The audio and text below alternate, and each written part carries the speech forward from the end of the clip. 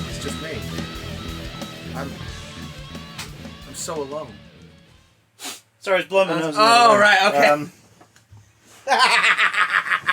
What happened? So we all good? We started a podcast. Oh shit! Yeah. 5 score year and trying. 5 score year and Kevin hard to go. How old are you, Don Cheadle? Damn. Damn. Thank you for showing me that. That was wonderful. I can't tell if it's real or not. Well, this is real. I can't tell. This is real, boyos. Oh. Welcome, you limp biscuits, to Big Damn cast. Big Kevin Hart, here's Don Cheadle's agent, can't quite believe it. Cast. www.100yearsbigdamncast.com. Fuck. And I know what you're all thinking. Hey, these two sound sexy. Thanks. But aside from that, I know what you're all thinking. Oh, God. It's Marvel again. Look at the thumbnail. Oh, no. It's more Marvel stuff. Well, do you know what? It's Marvel. Do you know what? Oh, yes! That's why they pay you. Got him. Some bucks. So here's the thing, folks. We're a pop culture podcast, nerdy news, geeky gossip, stuff that's fit to fill your time until you inevitably croak. Probably choke. Choke me, daddy. But, see, the thing is... Which daddy? Go daddy. I don't know. Speaking of daddies, I got to show you something. So continue. Oh, yeah. Basically, Marvel, like, the only sort of entertainment brand right now across, comics and TV series and movies that are putting stuff out we can talk about in this sort of very vague sphere of hit the stuff that the audience is going to recognise. I don't know, because there's other stuff going on, but it's like TV based or like streaming service based that we're not like super like. We haven't talked about Invincible. We haven't watched Y: The Last Man. It's not out yet. That's why. The Last Man. The Last Man. Yeah. The trailer does look good though. It does look. It does look tasty. It does look tasty. But Dune's round the corner. It is. That's getting either brilliant or awful reviews. From the screenings. Yeah. Interesting. Yeah. Jaime Bond. Is it time to die? That's on its way. I'm looking forward to that now. Actually, I think I did. Not even in necessarily in a, oh my god, I'm so pent up. I've been so excited about seeing this kind of way. Just in a, get it over with. Are you done? Kind of way. We can talk about the casting for the Wednesday Addams TV show. Yeah, you can hit me with that. I'm a bit out of the loop on that one. How do you feel about Catherine Zeta-Jones as Morticia? Oh. Sorry. Like, the adult who rewatched Legend of Zorro about 6-7 years ago and went, Jesus, I slept on this one. Just heard you then. Oh, that could be either really sort of disappointing or the best fucking casting since oh my god, 90s. We were just talking about it downstairs. Angelica Houston. It could be the best Morticia since then. Very much depends on the Gomez, doesn't it? True. Now keep in mind the last time these characters were cast for the mainstream was the animated film from a couple of years ago, where it was Charlize Theron as Morticia and Oscar Isaac as Gomez, and it was like, that's annoying because that's a perfect live action casting right now. So the fact that we've got this Netflix series produced by Tim Burton, first episode directed, and is about Wednesday Addams. The Addamses as a family are more supporting characters / window dressing for the overall project. Catherine Zeta-Jones, I think, is a safe casting. It's a good bit of star casting. She hopefully could be fucking incredible in the role as well. I mean, just Mask of Zorro, Catherine Zeta-Jones, plus my leaning toward goth sensibilities and attraction, could be an absolute recipe for, yes please. Yes. Gomez has to give me that same feeling. Who? Oh, Mighty Mayhew is playing Gomez in this Netflix show. I'm split on this, because it could go either way. Okay. Luis Guzman.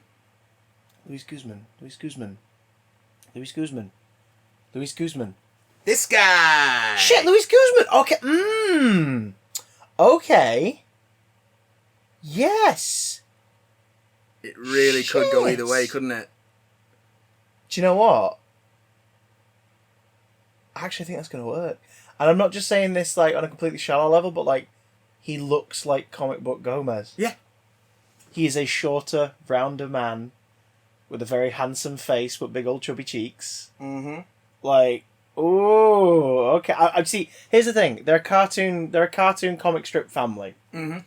And I'm picturing the silhouettes. Yeah. Now, Angelica Houston and Raul Julia were not the exact silhouettes, but they absolutely, Heath Ledger style, embodied those characters. Yeah, they were more like the TV show versions. Yeah, exactly. Yeah. Yes, precisely. Because the Addams Family movies were built off the back of nostalgia for the TV show rather than the comic strips. Yeah. Whereas now, as is most things since, like. But now we've had the animated movie. Yeah. That sort of, it's not really affected our lives. I don't think either of us have seen it, and we're not fussed. No. And but there'll be kids that saw it in the last, few years, who to them that's their exposure to it, and they'll fall in love with the property from that. Casting people who like almost physically resemble the proportions of the comic book style. Yeah. Not a bad idea, and he's also a fucking great actor. Although. Okay. Luis Guzman. Okay. Need to log that name because I've never logged his name before. So. It's because I'm an ignorant white male who only remembers names like Pete. It is funny though that you should as we're going to learn in the rest of this podcast. I'm fucking ignorant. You should mention Oscar Isaac being a perfect live action Gomez. Was? Because there's this GIF of him with with Jessica Chastain at a premiere on the red carpet. Mm-hmm. Again, that sounds like a sandwich I'd love to be a filling in. Tell me, you've never seen anything more Gomez in your life.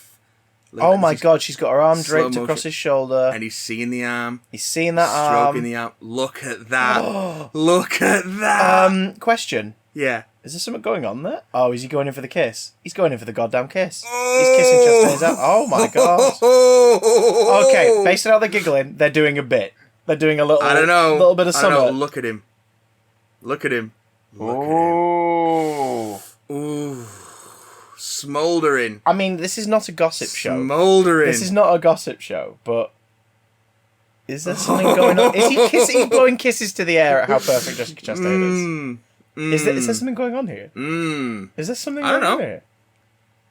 Look at him. Look at him. Just leaning in and going, January embers.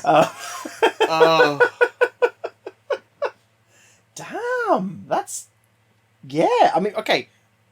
Context to the thing you brought it up for. Yes, I will say Oscar Isaac is a married man. I'm just putting that out there. There is big Gomez energy in what I just saw. Absolutely massive Gomez energy. Context I derive from it just as a bystander who finds both of these people A, genuinely like brilliant performers, and B, a little bit on the hello side. What's going on there, man? God, what's going on there? Yeah, I'm assuming it's lovely, jokey, friendly thingy, and they're probably very close, considering they'll have worked on a film which goes on for like bloody year or whatever. So they can be jokey, but my God, Oscar, if that's you acting like passion, it's like, and you can do that on a whim, like you're just taking the piss, then I think he could possibly make me come at 50 feet, just with a look. It's just... Might horrify him, because in the scenario that just came immediately into my head, we're in, like, Euston Station. I'm just got off my train. I've just spotted him, and he's just looked over with no intention of doing it, and I've just stood there on the concourse going, oh! Ah! And for some reason it's operatic singing, because you can't illustrate ejaculation in a Hollywood motion picture scenario without there being a comedy relieving sound. Yeah. So, to which now he's, of course, skipping ahead a bit, like, oh, this is awkward, and he's going to shortcut through Boots to get away from me. Here we go. Oh? They're both married with children, but they were also friends at Juilliard. Oh, so they're super close. Yeah. So okay. they're old friends. Okay. Also, Juilliard? Yeah.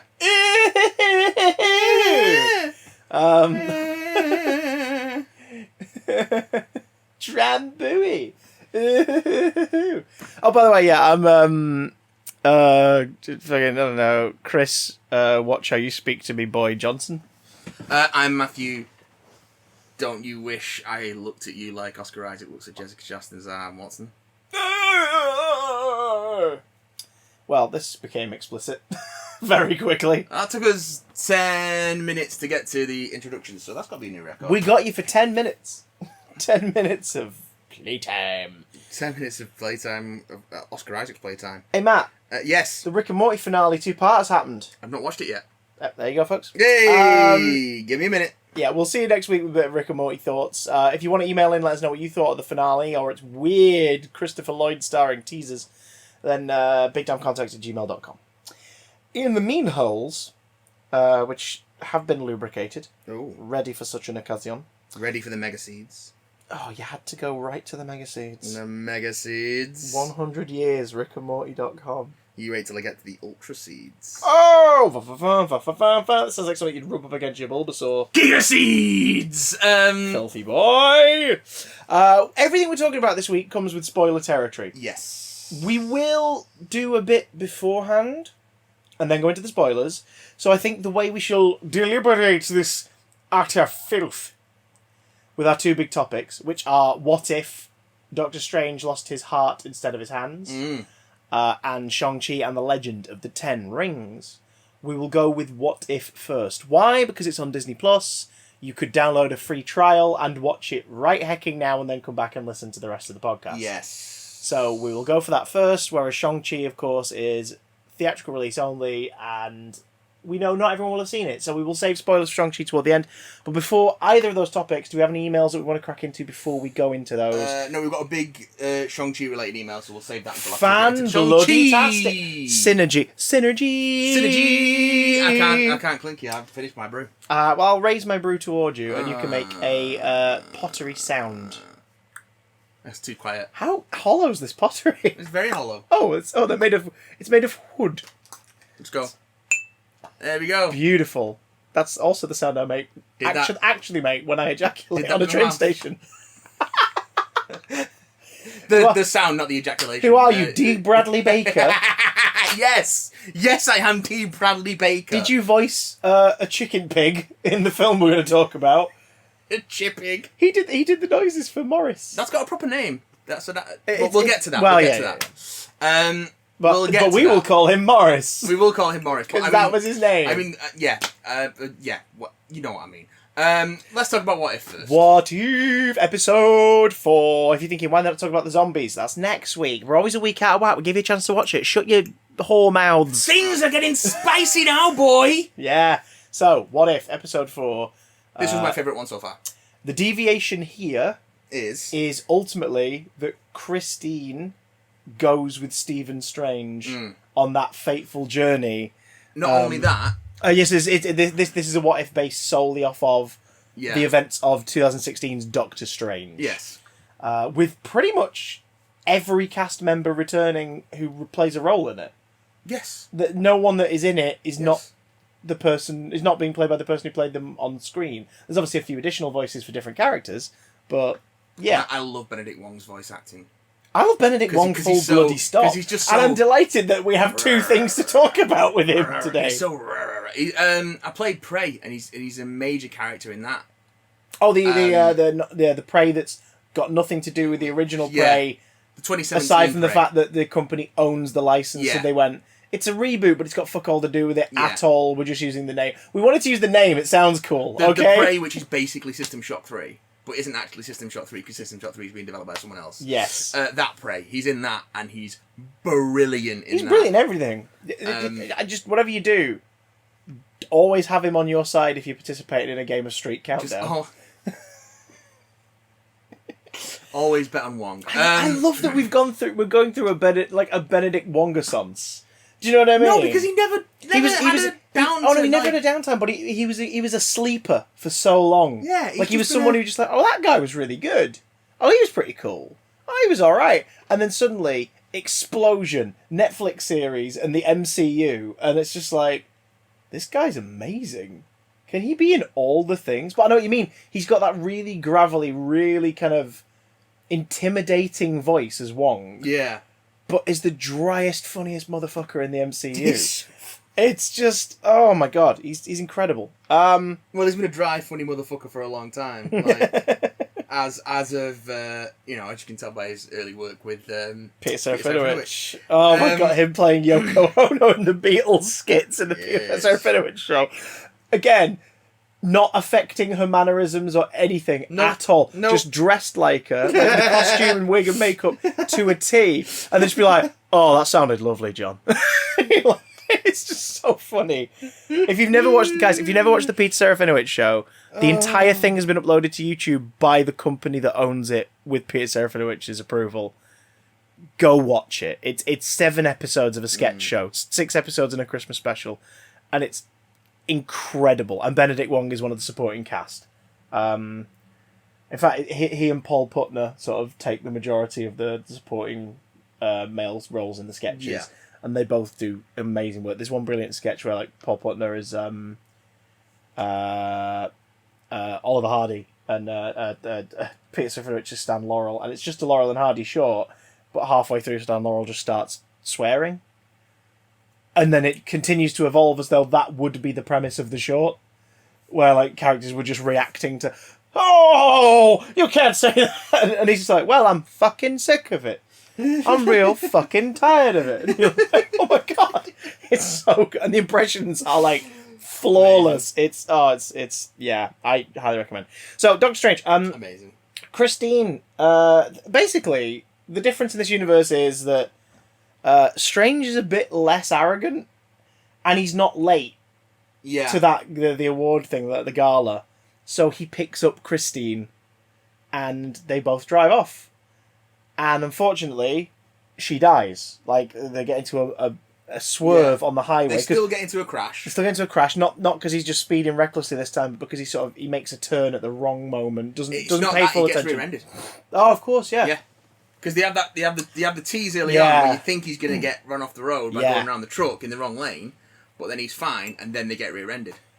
And then what happens is basically the events of Doctor Strange, but instead of him and his hubris and ego trying to rebuild himself so he can be a superstar surgeon again. Yeah.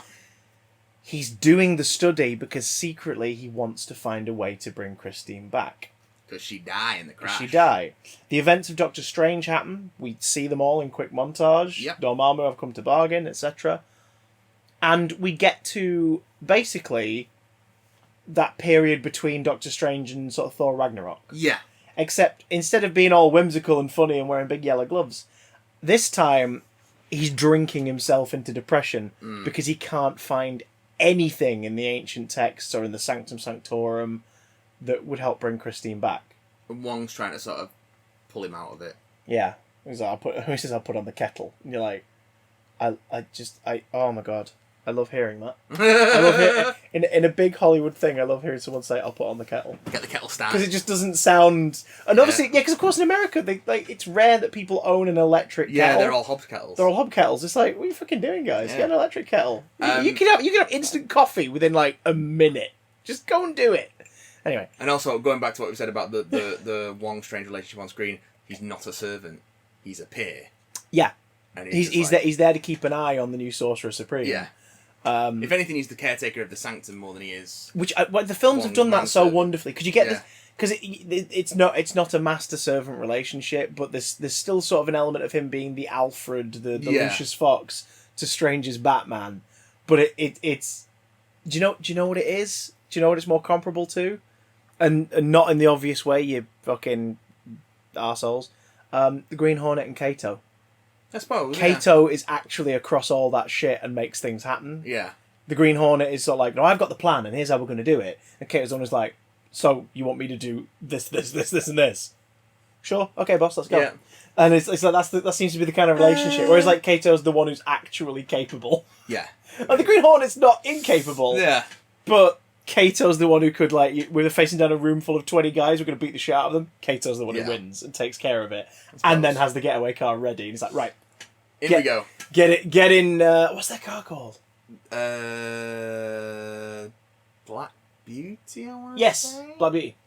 There it is. Yeah, because it's a big old, like, black Mustang. Oh god, that's just, that show, that that franchise is just saddled with racial baggage, isn't it? What's really a shame about the Green Hornet is like you could just shave a bunch of stuff out of it and the premise would be fucking cool. Kevin Smith's comic book take on it was really it's really Batman, fun. Isn't it? Like, yeah, it's Batman pre-Batman. Well, Batman. It's a Batman peer, really, isn't it? Because it's it's sort of same era. The sort of pulp radio stuff. But Kevin Smith's revamped version of it in like 2006, the one that was a film script and then didn't get made. So then Dynamite or whoever it was who owned the license at the time just made it as a miniseries. They did it with $6 Million Man as well, didn't they? Yeah, and it's the Green Hornet one's really good, and you can kind of see some of the DNA of it lingering in the studio's notes for the Seth Rogen one. Okay. Because Seth Rogen came at it with his own idea. But you can sort of see that the same way now we can see the Amy Pascal's Sinister Six emails are still influencing the Spider-Man movies, even if even if John Watson that don't want to do that, it's like, well, I guess we have to incorporate this. Like it's sort of still there. That Seth Rogen one had all the makings of something that could have been good as well. Yeah, but it's just a bit base. Like by the end, it was a bit basic. Buttery base. Christoph Waltz and his two guns, his two barrels. That was fun. And B, I don't remember the last 20 minutes because I fell asleep. Which says it all. Yeah. Says it all. I fell asleep in the cinema. But if you hate James Franco, just watch the opening scene a few times. Yeah, it's fine. So yeah, it'd be good. Do you remember when that was cute? When it was like, oh, James Franco's randomly in it for like a minute as a character and he's not credited. Oh, like an Alien Covenant. Oh, look, James Franco's in it as a Burning Man. That's interesting. As opposed to being at Burning Man. Yeah. Whereas now we go like, oh, it's him. It's him. It's James Franco. Do you think the new Goblin's going to be returning in Spider-Man? No. Fucking hope not. Still, he is part of one of the greatest memes on the internet. Anyway. So good. So Christine dies, Doctor Strange becomes the master of the mystic arts and joins, goes to Kamatage and studies under the Ancient One, and the events of Doctor Strange still happen. We don't... I was actually a bit miffed. We didn't see Mordo at all. And I know he's not in it, but like even just a Kamatage thing, just to see him in frame would have been like, oh, there's Mordo. But I think part of that is because Strange's story arc in this is kind of similar to what becomes of Mordo in the films. Albeit not with sorcerers. Or what we think Mordo's going to become in the films, because we've only had that teaser that it pushed this direction. They've confirmed he's in multiverse now, haven't they? I don't know. I hope so. Chiwetel Ejiofor's a fucking gift. I mean, yeah. Like, fucking hands down. But, And as much as I like Doctor Strange the film, like, you wasted Mads Mikkelsen overall. Yeah. Don't do it to Chiwetel Ejiofor, please, guys. Well, I think Marvel films tend to do that thing where they cover up gaps in the writing with the casting. Yeah. That's what they did with... that's what they tried to do with Thor: The Dark World with Christopher Eccleston. Yeah. But then they didn't even have enough in the script for him to sort of paper that over. But it's what they did with Mads Mikkelsen in Doctor Strange, and I think it mostly works. Yeah. Because an actor like that comes in with a certain mood and a certain approach and gravitas that you can fill in the blanks. And a certain fuel for Tumblr kink when he gets locked in that weird thing. Hello. Mads Mikkelsen now. You want to talk about Mads Mikkelsen kink, you should watch Hannibal. You want to talk about kink? You want to talk, but we're not going to get into pro and antis again. So one kind of accidentally sparks a thought in him about time. Yeah. And that's when Strange keeps trying to discourage it, really. Yeah, but Strange kind of tweaks that time is the key. Yeah. So at first, he begins to turn back time using the Time Stone. Which again, he doesn't know like is a Time Stone yet at this point, does he? He knows it manipulates time. He knows it manipulates time because we get a big old recap of the apple scene. Yeah. Which is a great shorthand. Because the fact that it's the Time Stone in the original film is dropped like in the closing minutes. They were like, two characters are like, the Time Stone will be kept here for now. Yeah. It's like, wait, hang on, what? I thought the Eye of Agamotto was the Eye of Agamotto. You tell me it's a goddamn Time Stone? He goes back, and what we get is basically more morbid Groundhog Day. And I mean, the Groundhog Day montage gets pretty morbid. Yeah. But, like, it's still a light comedy at the end of the day, a comedy drama film. This is like the 1,000 deaths of Rachel McAdams is what this basically is. And you get the sense as well that, like, even if he's not... Like, in one of them, he just doesn't show up. he goes to a bar and gets drunk. And then the news, told by Christine Everhart. Yes. Played by Leslie Bibb. Leslie Bibb, who played her in Iron Man 1 and 2. Like, you see that she dies in there's like an attack somewhere and she's one of the casualties. Yeah. And you're like, what is happening? Like, what is going... No matter what, Christine dies. Yep. And that's when the Ancient One, presumably of that time period, in that loop, because she's alive. Yes. So Avengers Endgame, like, oh, this version of her's sort of like, I can sense what's happening here. Yeah. She rocks up and she's like, yeah, you can't do this. You can't save her. He's like, what do you mean? It's like, because if you save her, you don't go on the journey to becoming the Sorcerer Supreme.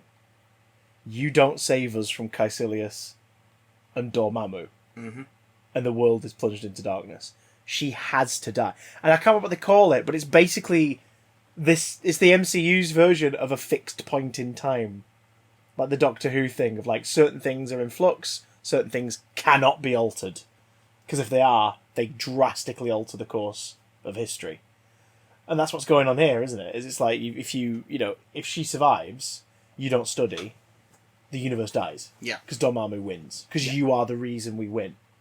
And it's interesting because it's sort of like once you realise that, you're like, hang on. Wait a minute. Her death isn't his motivating factor, but that's something that I think got lost in translation because online that was a big thing. People were like, but hang on, he does that without her dying in the film. It's like, yeah. But the difference here is, in this universe, her death is his motivating factor. Yeah. There is no other motivating factor. And also, by doing that, this does a great job at really fleshing out retroactively Stephen and Christine's relationship. Yes. Because it's not bad in the original movie, but it sort of suffers from superhero origin movie love interest syndrome. Yeah. Of they don't have enough scenes together for you to sort of go, I am so behind these two, I completely believe this. You sort of go, yeah, these guys seem cute. Yeah. And that's kind of it, really. It's like, yeah, they seem alright. They seem okay. Whereas in this, it's like, no, God, he loves her. So at least this Strange, with his less of an ego starting out. Yes. Because that's the thing that is in awe of is in awe of this woman. He adores her, and it leads to the fucking terrifying second half of this story. Yes. So, Ike Amadi plays Oben, who may or may not actually be Cogliostro, because in the comics that is one of the aliases Cogliostro has used. Yes. Strange, after all these multiple deaths in the Ancient One going, you can't do it, mate. Which sort of implies that she's making it happen to preserve time. Or time does it itself. Maybe. Yeah, I don't know if they clarify, do they? Or the TVA does it. Could be. I mean, that'd explain why they keep getting rear-ended. They just come in real quick, prune the driver, and leave the car. Yeah. And it just keeps travelling. Yeah. I've been... I got Marvel Unlimited, finally. I yes. You can't get the version with all the goodies, though, because it'll only deliver to the US. Ah! So you guys lost out on an extra 20 quid. But I lost out on getting the really cool Scott Young Stark pin and the Ms. Marvel figure. I'm so sorry. But I've been box setting the living shit out of the 2000 She-Hulk comic. It is incredible. One of the recent stories I read, there's a time crime. For those who don't know, Jennifer Walters' She-Hulk is a lawyer by day in this book, and they're sort of trying to make that her sole thing. For those who don't know, you'll find out soon. Yeah, because they're so. I mean, I was looking at the cast list last night again out of curiosity, and I was like, so who's Jamila Jamil playing? Titania. Yeah, they're definitely going down the route of that first year of the comic. Okay, interesting. I'd be interested to see if she can play that, because she tends to play sort of more intellectual, snarky stuff quite well, but Titania is kind of, for the most part, acts completely on impulse and is a brute and a bit of an idiot. I mean, there's a tragic side to her story, there's layers to it, but she's sort of more of a, like, are you laughing now? She's like smashing stuff around her and wielding a fucking Infinity Stone at her forehead. We shall see. Which they won't do in the show. But, because, they're gone. But it's a time crime, and this guy shows up and kills somebody in the middle of the street because he's found out that person is going to kill him. in the future. Because he works at a lab where they are trying to make time travel possible. Okay. And he's been getting messages from his future self. One of which is, this guy is going to kill you. And it doesn't come through clear, but he's like, right. So he kills him. And of course now everyone's like, right, you've got to be done for murder. And he's like, hang on. With the evidence provided, I can, with my lawyers, prove that this was self-defense. Because of course America's fucked up in that way. But like, you know, because he just pulls out a gun in the middle of New York and shoots a guy. And he isn't instantly imprisoned because it becomes because it might be in self-defense. It's like, why does he have a gun? Anyway, don't get political. Shut up, your country's fucking broken. Shut up. Says the guys who are living in fucking Brexit Britain. But you know, at least we're not shooting each other all the time. So yeah, it's there's that, and they have to, because obviously the parameters of the case are rather delicate. So the TVA are brought in as sort of guidance for the trial. Yeah. And it's really fun because I hadn't read a comic with them in forever, like definitely not since Loki. Yeah. So it was cool to kind of revisit it, and I forgot that the majority of the senior staff are Mobius. Yeah. They're all Mobius. They've got different names. Only one of them calls himself Mobius, but and the implication is they don't even know if they're the original one anymore. But they're all Mobius. It was really, really cool. And they pull in a jury of people who hadn't seen the footage all over the news, so they bring a bunch of people from like 3 years prior. Ha! Like the TVA just bring them forward in time, and they're isolated basically. Like they've got to stay in this one hotel for the duration of the case, and back and forth in the courtroom. And Jennifer sort of twigs that all of the people in there are people who have died in the last 3 years. So that's how there's no risk of them running into their current selves. But none of them know that, obviously. They're just like, oh, jury duty through time. Okay, this is a thing. And it's made even more complicated by the fact that one of the jurors is the past version of the recently deceased Hawkeye. Which Jen feels guilty about because she was part of the reason why it happened. So suddenly she's like trying to slip him notes and hints so he can avoid his death, risking, of course, being found out and put on trial and erased from existence by the TVA herself for committing a time crime. It's really, really good. Anyway, so yeah, TVA.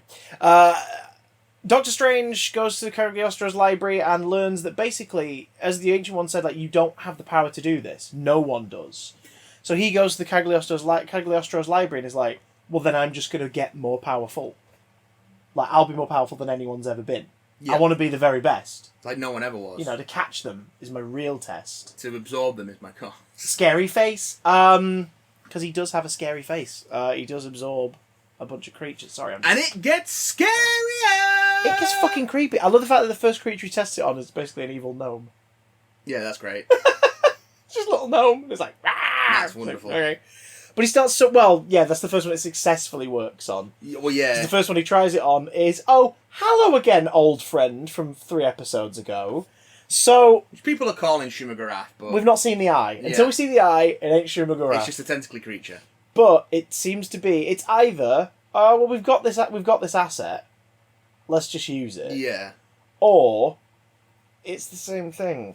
And I wouldn't be surprised if it was the same thing, considering we don't get confirmation that Captain Carter in her universe killed it. No.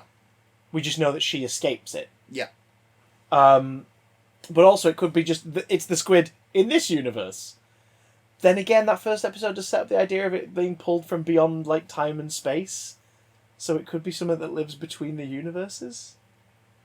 Perhaps a dweller in the dark? No. Are you saying it's a dragon's arse? Anyway, dragon's arse. Dragon Arse. The movie. Coming soon. The miniseries of Disney Plus. Through the anus. So... Will it be voiced by Sean Connery? Not anymore. Yeah. Because his voice doesn't sound the same. Yeah. That's exactly why. I'm definitely not... Don't hit women. Don't hit anyone. Don't hit anyone. So, yeah, he starts absorbing creatures and getting super strong and super buff ting, and he even steals a cape from a tiny little creature. Tiny little bug creature. So he's got his own version of the cape. Yeah, because I guess he doesn't... No, because he's in the past. Because he gets blasted by the Ancient One. Yeah? Yeah. and he teleports away. Yeah, when he's in the past, he's not adorned in his stuff, so he doesn't have the cape. Stuff, so he hasn't got the cape. So I was thinking, it was like he would have the cape, wouldn't he? Yeah, he would. He had the cape in the future, but not in the past. So he doesn't have the cape. There we go. So he nicks a cape. He's taken a cape. He grows his beard pointy. And he's old got Delgado style. Yeah, and he's got like 20 o'clock shadow. Yeah. And bags for days, son. He's got a luggage carousel under his eyes, absorbing all kinds of magical creatures, including a dragon. Yeah. I wonder what that could be a reference to. But that's the thing. The creepiest part about this, and the most effective part about this entire episode to me, visually, was the use of 2D animation for a lot of the creature effects. Yes. And especially the magic that came out of them. Well, you've got... Like, he absorbed... Like, some of them are 3D, but a lot of them looked... And they would have probably been rendered in 3D, but they looked like flat, two-dimensional animation. So when he absorbed them, it was this proper old-school, like, visual effects thing. Like, the same way, like, that nowadays, it still is incredibly effective to use 2D animated lightning. Yeah. In film, because it just looks really good and unnatural. There are also neat mythology gags as well, because you get him absorbing a dragon. Yes. For playing Smaug in The Hobbit. Yeah. You get him absorbing a many-eyed raven, just like Raven's demonic form in the DC universe. Yeah. Yeah. And one of the silhouettes, after he absorbs them, has a hidden Mickey. Does it? Yeah. He absorbs Sorcerer Mickey!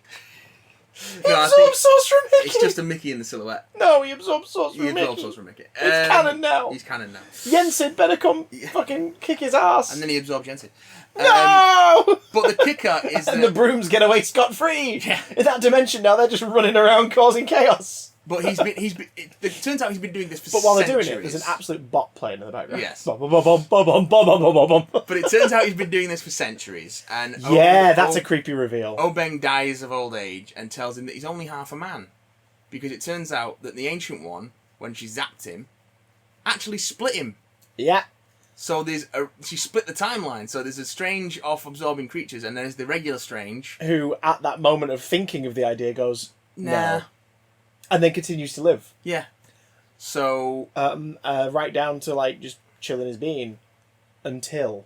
He notices that the universe is literally falling apart from all the shittery that visual the other so strange cool. has been done. Yeah, everything's sort of like slowed down and dissolving. Like liquid smoke floating upwards. Everything's crumbling. Yeah. So, Wong gives him some magical tools. Yeah, fading away Wong. Yes, like, fading away Wong. Hey, dude, take this.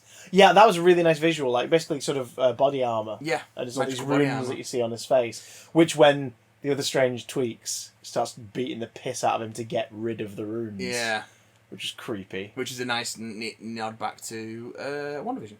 Yeah. Oh God, when he just swipes the last one away. Yeah. Like it's a smudge on his cheek. Oh, that's so creepy. It's very creepy.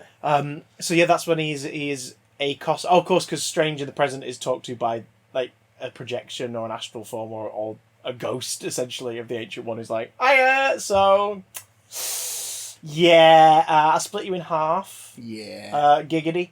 And there's an evil you, and you're the only one who can stop him, realistically. So, go out with it! And then, so we get a wizard fight. We get Strange v Strange. And considering one Strange has absorbed the power of many, many extra-dimensional creatures, it goes about as well as you'd expect. Yeah. And... Well, but also it's that thing of... He's completely unchanging. His motivation will never change now. Nah. He has spent not a couple of years Centuries. mourning Christine. He has spent centuries doing it on this massive pursuit of power to bring her back. So this is essentially next to Dormammu. This is probably the strongest thing he's ever going to face. Yeah. And he does a damn good job and puts up on a hell of a fight, and we get some pretty choreography in this show for the fight scenes has been pretty fun. Yeah. So far. Standout, I think, for me, is still like the wacky zany montage in the first episode. The Captain Carter beating the piss out out the of strongest fight stuff in this, yeah. But I think it's been rivaled now. Yes. Because this fight is so inventive. It's nuts. Like, the amount of, the animators went, we really have no limits here. aside from like how much coffee we can stock in the kitchenette. So let's go for it. Our only limits are time and server load. Yeah, pretty much. We get Crimson Bands of Sitarak. Yay. Yeah. Makes me happy. Love Crimson Bands. They go to town. Weapons of the Capes have a fight.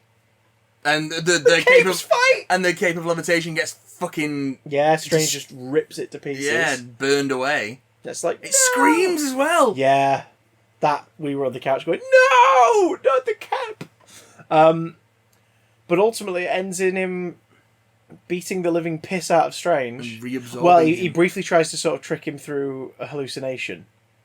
Yes. Which is real creepy when Christine fades away to reveal the other Strange. And he's like, oh, fuck you. And just like shoots him out to the next phase of it all. Yeah. And yeah, then he wins. And he absorbs Doctor Strange. And the Doctor Strange Supreme is now like the most powerful thing in the cosmos. And is pretty fucking weird looking because all the creatures in him are kind of bubbling away. But he's also the only thing in the cosmos. Because after he saves Christine, she takes one look at him and is like, the fuck are you? What is this? Oh my god, Stephen, what's happening? She fades away. Everything fades away. And he manages to cast a spell just enough at the right minute to remain in this tiny little bubble. Yeah. Surrounded by infinite nothing. Because there is nothing in his universe now. It's all gone. He done fucked up. Although and he wails to himself. Not before he pleads the Watcher. Yes, who gets two like in-scene appearances in this. Well, the Watcher senses the Watcher earlier on. Well, because the Watcher narrates to us. Yeah. And you see Stephen like doing his spells, and he just sort of stops, and he's like, "Who's there?" And he turns around, and that moment was like, I got a little chill at that bit. I was like, "Oh, that's okay." So yeah, so that desperate plea at the end, and it makes sense because he's like so powerful at this point. Yeah, of course he's going to sense this thing that's on the outskirts of reality. His looking consciousness is expanding. But I love that the Watcher's like, mate, nah, boy. Mic drop and fucked back off to another universe. You gotta chill your shit, boy. Yeah, boy. Have we seen the last of Doctor Strange Supreme? Nope.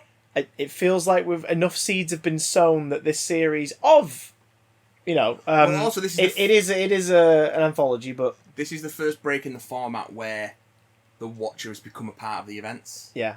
Well, no, he hasn't. Well, he stuck to his word. He'd never interfered. No, but he's been observed by an incredibly powerful dark magician who's absorbed everybody. So they know someone knows he's out there now. That's true. Voice cast do a fantastic job in this. Again, special props to Benedict Wong. Brief appearances, but it's Benedict Wong. Benedict Cumberbatch, great. Cumberbatch does a great job in this, and a great job differentiating between the two Strangers. Like he's not doing a different voice. There is some but what's behind the voices? There are some effects on there towards the end. Oh yeah. But for the most part, it is just his performance. And it's what's behind the delivery. Yes. It feels like two completely different characters. Yes. Massive props to Rachel McAdams for selling like the actual warmth and soul of the story, because it really makes it more tragic when he goes further off the deep end, completely losing touch with like why he's doing this. He's doing this for love, not power, but he's lost sight of that along the way. Love's his motivator, power is his goal, and as opposed to the other way around. Love is his motivator in an elevator. Oh god. Now it did receive a bit of a mixed reception in regards to fridging. But I would argue that we don't. In this case, it's an anthology. It's a what if. We don't get the story if that doesn't happen. There could be another motivator, but we're all humans. Is there any motivator aside from like true love that would lead to such an extreme reaction from that character? I don't really think there is. He's not going to do that because like somebody ate his last Funyun. Do you know what I mean? It's not like... I can't see the Doctor Strange who loses the use of his hands going that route. What if Wong dies? Oh god, then he blows the universe up immediately because his life is not worth living. I can't live without Wong! And Tilda Swinton, of course, back as the Ancient One. Doing Tilda Swinton. Doing Tilda Swinton amicably, and it's nice to see the Ancient One again.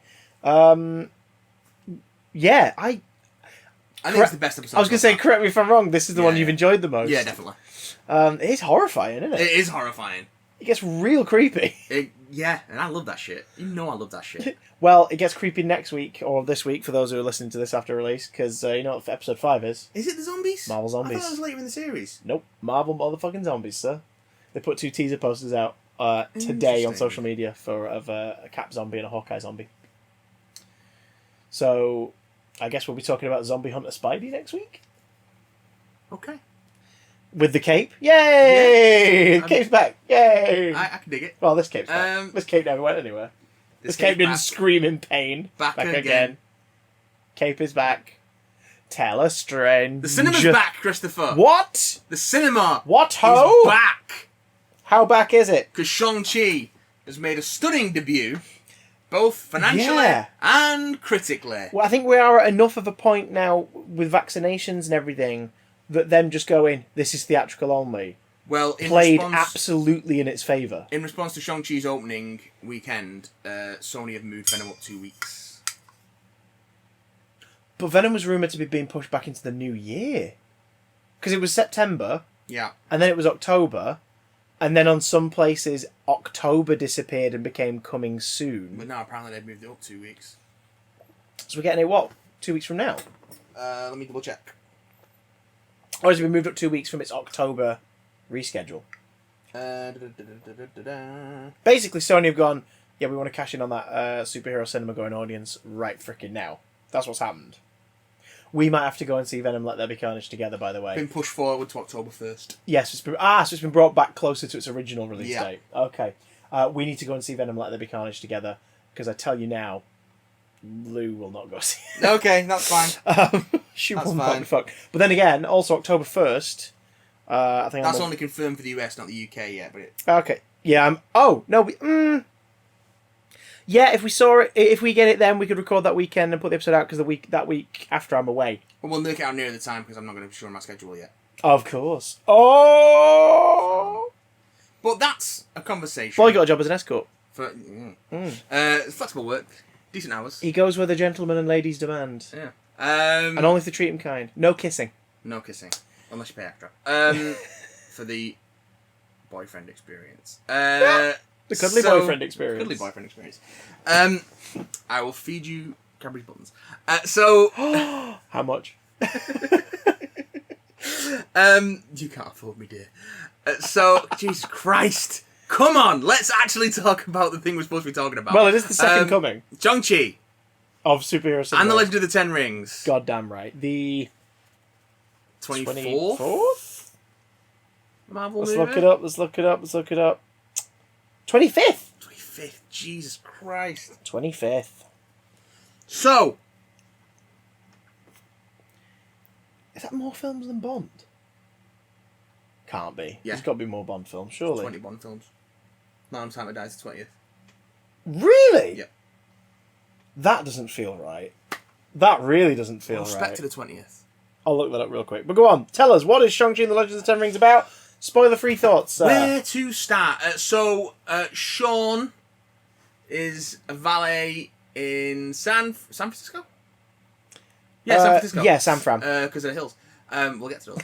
and all the SFT on the trams and buses. Yeah. San Francisco Transport. Him and his best friend Kate living the best life, getting pressure from friends and family to sort of make more of their lives because they're both super smart and accomplished, but they just want to hang out and be valets and sing karaoke and go to bars and, have fun with their lives. Sort of chill the bean, you know what I mean? Just late 20s, early 30s people doing late 20s, early 30s people things.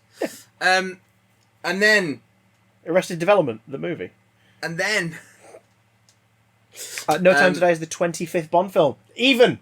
They're even. Bond 20 then? Bond 20 was Die Another Day. That was 20 years ago. Jesus. Because I had a bit in my head that... It must have been Bond 25, the big marketing thing. This one? Yeah. Before the title was announced. It must have been... I thought it was Bond 20. So... Anyway. That's just the strength of the glue you prefer. Yeah. Haha, Bondo 20. But Biostrip 10. No one is going to get that reference. I appreciate it, though. Here we go. Yes, a bunch of assassins attack him on a bendy bus to go after the pendant that his mother gave him. It turns out he's got a sister, and she's got one just like it that their deceased mother gave them. Mm-hmm. So he's got to go after her. Only it turns out that their dad's after them, and their dad is the head of the Ten Rings, that terrorist organization that goes back as far as Iron Man. And they get caught into a whole thing of, I think your mother's still alive and we have to go and save her. But this guy's a bit megalomaniacal, and Chong and his sister Xialing don't trust him. And so things go from there. Basically, it's a family drama. It's a family drama. With punching. With lots of punching, lots of kicking. Just some fucking dope martial arts action. Good God, yeah. Like, mostly in the first half, it is like scary good. This is the best choreography, the best fight choreography of any Marvel movie, hands down. I mean, it's a Marvel movie. It's a superhero movie. The second half, the fights get a little flashier and more visual effecty, but they're just raw, fist-based and like kick-based action. The raw fist and razor fist based. Yeah, in the first half is like some of the most. That's not to say the other action scenes aren't impressive, but like the first half is like, oh my god, good shit in here. We got some set pieces galore, fine ass shit, and plenty of stuff the trailers did not spoil. They were very good. They were very restrained with the marketing on this, which I really appreciated because I went into the movie not knowing a ton about it, and boy, did it give me lots of stuff. It's great. Gave you the vapors. Such a great cast. Simu Liu is brilliant in the lead. Yeah. Awkwafina's a great. Instant star. I know obviously he's been around. He's been doing stuff for Kim's Convenience and everything. But there's just as an action star, like the level of charisma that he's oozing is nuts. And it's that kind of reluctant hero charisma. Yeah. It's sort of a bit Harrison Fordy. Do you know what I mean? Yeah, it's that kind of I guess I'm dealing with this then. Like, it's that kind of vibe. And then being effortlessly cool while reluctantly dealing with this thing. Let's pull up this cast list and shout out a couple of the cast. Awkwafina as Katie is great. It's a big plus, because we were saying before, like, Lucy and I sort of had that vibe going in of like, oh, is it going to be the comedy best mate, and it just over eggs the pudding. No, it's the perfect balance. It starts as that, but they do a little bit more with her, which is nice. Oh yeah, they find the right balance. I think it's because of her and Simu. Like, they have such a wonderful rapport. Like, they are absolutely, they are absolutely frogs from the same box full of mad frogs. Like, they are the same wavelength in terms of their attitude, like the way they've grown up together. They've rubbed off on each other incredibly in terms of just how lax they are, but how genuinely lovely they are. But they're also big teenagers essentially. They're big kids like playing at adult only as much as they have to, so that they can earn money and just hang out and shoot the shit. And then of course, like, when things get upended and she learns that actually her best mate Sean, who's not even called Sean, has a lot more that he's never told her about his life. She never plays it as like, I can't believe you betrayed me. She plays it as like, A, I'm so mad you never told me. Yeah. B, we got to sort this out. Come on. Let's go. I'm your best mate. Let's get it sorted. On an adventure. She's wonderful. And like you said, in the more sincere moments, it works brilliantly. Apparently based on the comic book character Katie Bashir. Don't know her. I'm wondering whether or not it's a Shang-Chi spin-off character. Oh, Avengers Arena. There's an Avengers Arena character. Oh. Apex. Didn't read it. The character wasn't around very long. They were killed by Death Locket in Avengers Arena number 18. Oh. So it's more of a... I mean, there's a lot of that in this film where they sort of take characters from the comics and amalgamate them into new characters. And generally do interesting things with them. Yeah. Yeah, and again, so if you're looking for a film to compare this to, it's sort of like...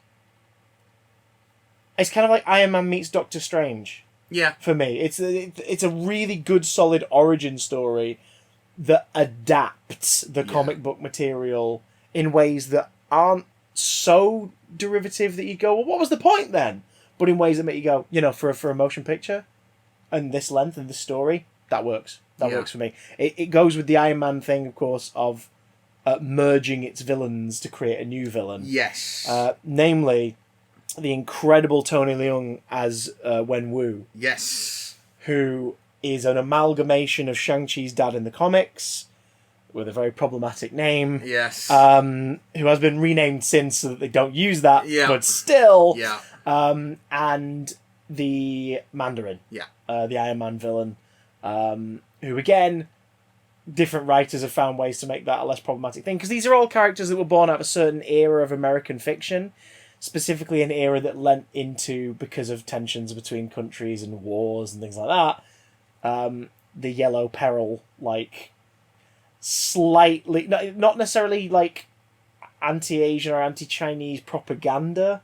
I mean, it was at the time. No, but, like, when the characters, like, then continued, it wasn't this, ongoing thing of propaganda, but it was this thing of, do you have to keep calling them this, or do you have to keep using that design, or... Now, over the years, obviously, writers have really changed it. You know, the Mandarin is often cited as Iron Man's greatest nemesis, but there's not that many stories featuring them in the last 20 years. And when they have been in a story, the writers, like Matt Fraction, Kieran Gillen, Brian Michael Bendis, hasn't used him yet, but has hinted at him, they've recontextualized him in a way to make it more about him being a warlord with an alien power source. Yeah. And his motivations rather than his heritage or his background. And it's like, good. Like, even the 90s animated series is like, we're just going to flat out make him more of an alien. He's just going to be an alien instead.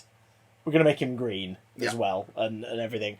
and then we're going to lean into the Ming the Merciless. It's like, maybe don't do that either. Maybe don't do that either. Maybe don't do that one either. Okay. So, yeah. Oh, God.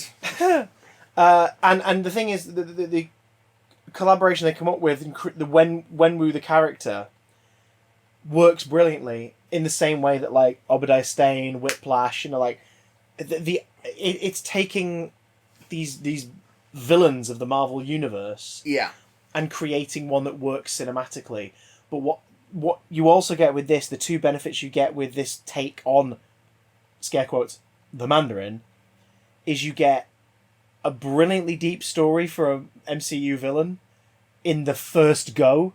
Like, this isn't a Loki who develops as time goes by, or, you know, like a Thanos who you build up to and then really give the center stage. This is a villain who, like, in one and done, is the best version of it can be. And the second reason why that works so well is because Tony Leung is a fucking don. Absolute don.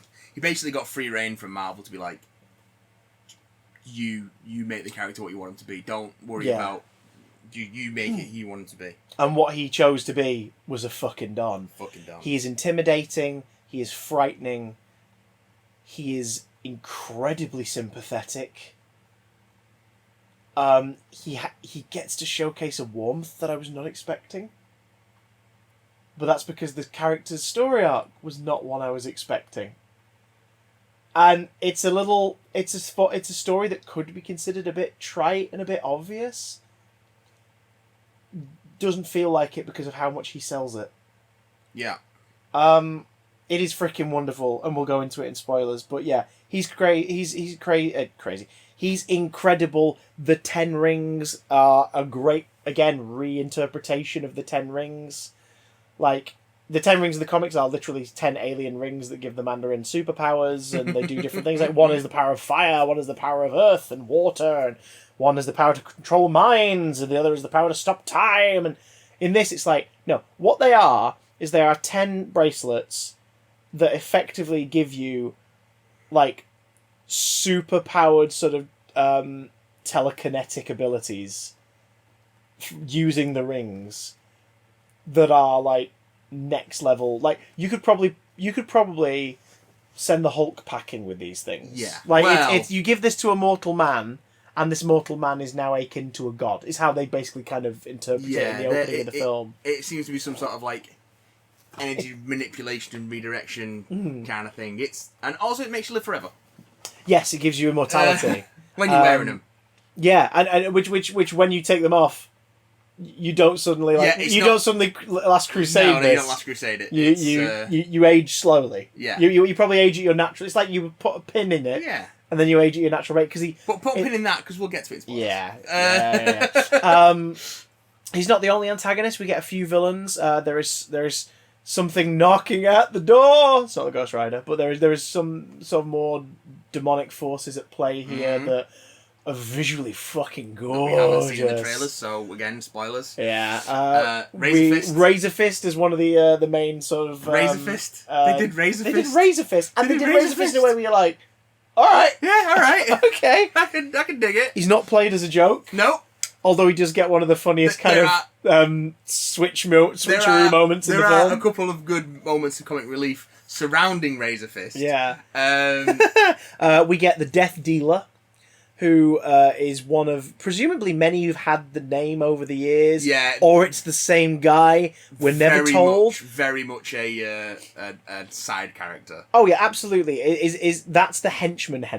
Yes. Razor Fist is the henchman that sort of gets a little bit to do. The Death Dealer is the henchman, but Razor Fist is Bob. Through some great visual story, and yeah. The Death Dealer is all the other Joker henchmen. Yes, there you go. There it is. Death Dealer is the one who Batman flexes his thighs and slams his head into a bell. Yeah, there you go. Yeah, that's Death Dealer. That's my favourite moment in that movie. Just when the guy peers over and Batman just swings his legs up, grabs him, smacks his head into the bell, and drops him down the bell tower. Very good. Oh, it's so ridiculous. But yeah, so the Death Dealer is a great design and gets a nice bit of non-verbal background that makes a certain moment really effective in the movie.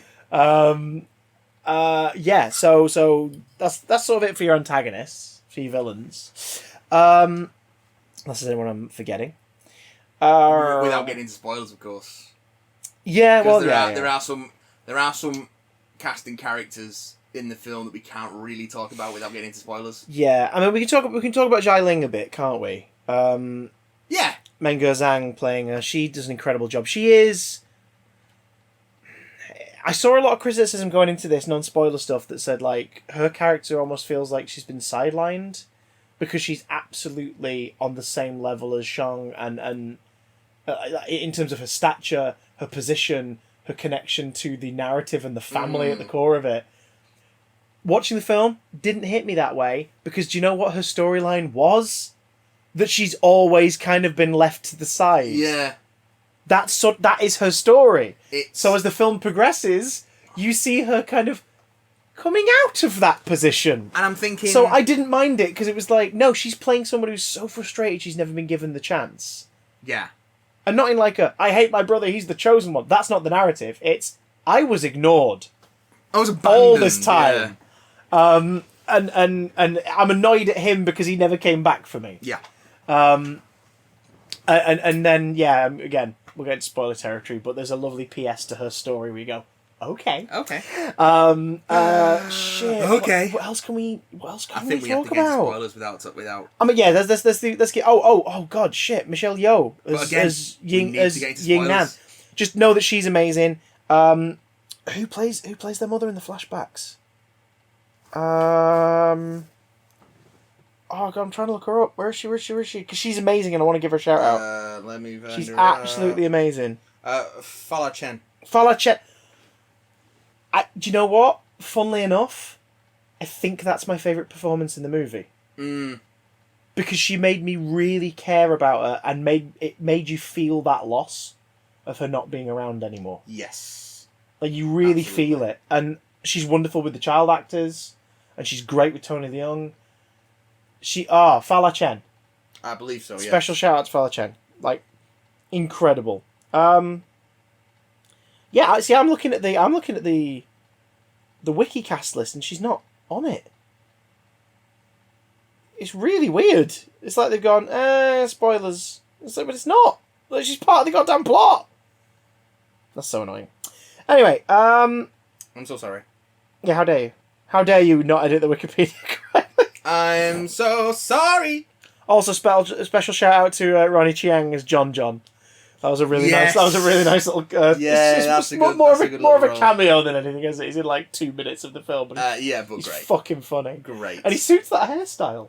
Yes. Like, he really suits the hairstyle. Really does. Yeah. There's a couple of Crazy Rich Asians alumni in this. So. Yeah. If you love Marvel origin stories, and you're like, we've not had one for a while, really. And you like them strong, you like them with really good visuals, gorgeous choreography, and ultimately, a very likeable, perfectly selected cast.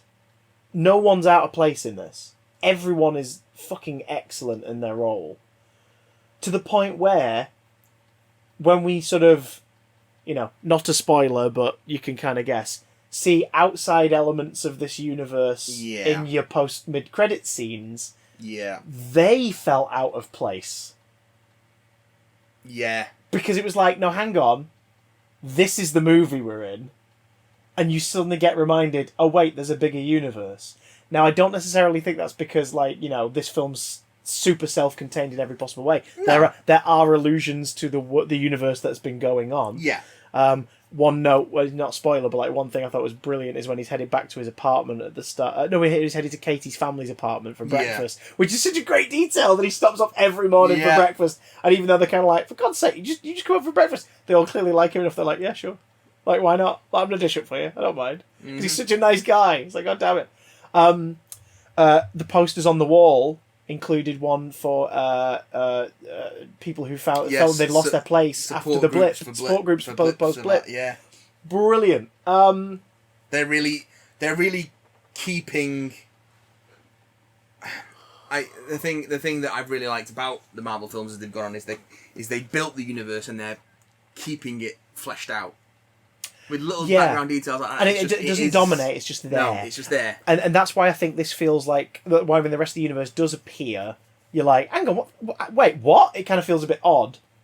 Because the closest I can compare this one to in the rest of the movies is, again, Iron Man and Doctor Strange, which both are their own self-contained story.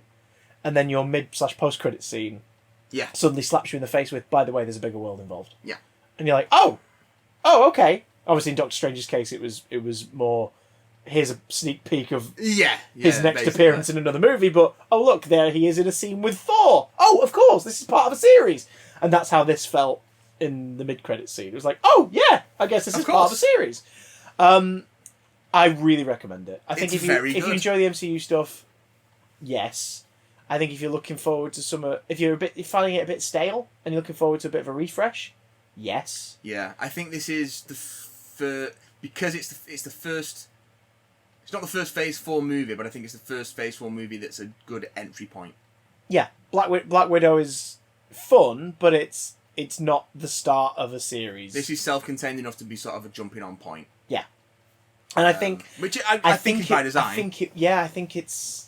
I've seen other, especially American journalists as well, comparing it in terms of how it's being received over there at the moment to, unfortunately, because of the way being hampered because of pandemic and some people not feeling safe going back to the cinema yet and everything, but it's being compared to the early stages of sort of how Black Panther was unfolding. It's not just a really exciting movie, but there is a cultural movement happening around it that is so joyous. Because it's the first. I think it's the first proper Asian American Asian lead superhero movie, American produced. Yeah, and what's brilliant is there's sort of a mix of sensibilities in terms of the storytelling style when it comes to homaging Asian cinema and everything. Do you know what I mean? There's, for Christ's sake, there's a fight scene toward the very opening that more than once there's a couple of moves that are very much that's a nod to Crouching Tiger. It's very Crouching Tiger. That's a nod to There's Crouching Tiger. There's a lot of Crouching Tiger, Hidden Dragon in this. And it's and again, read a review, see if it's a good movie. We've not seen it,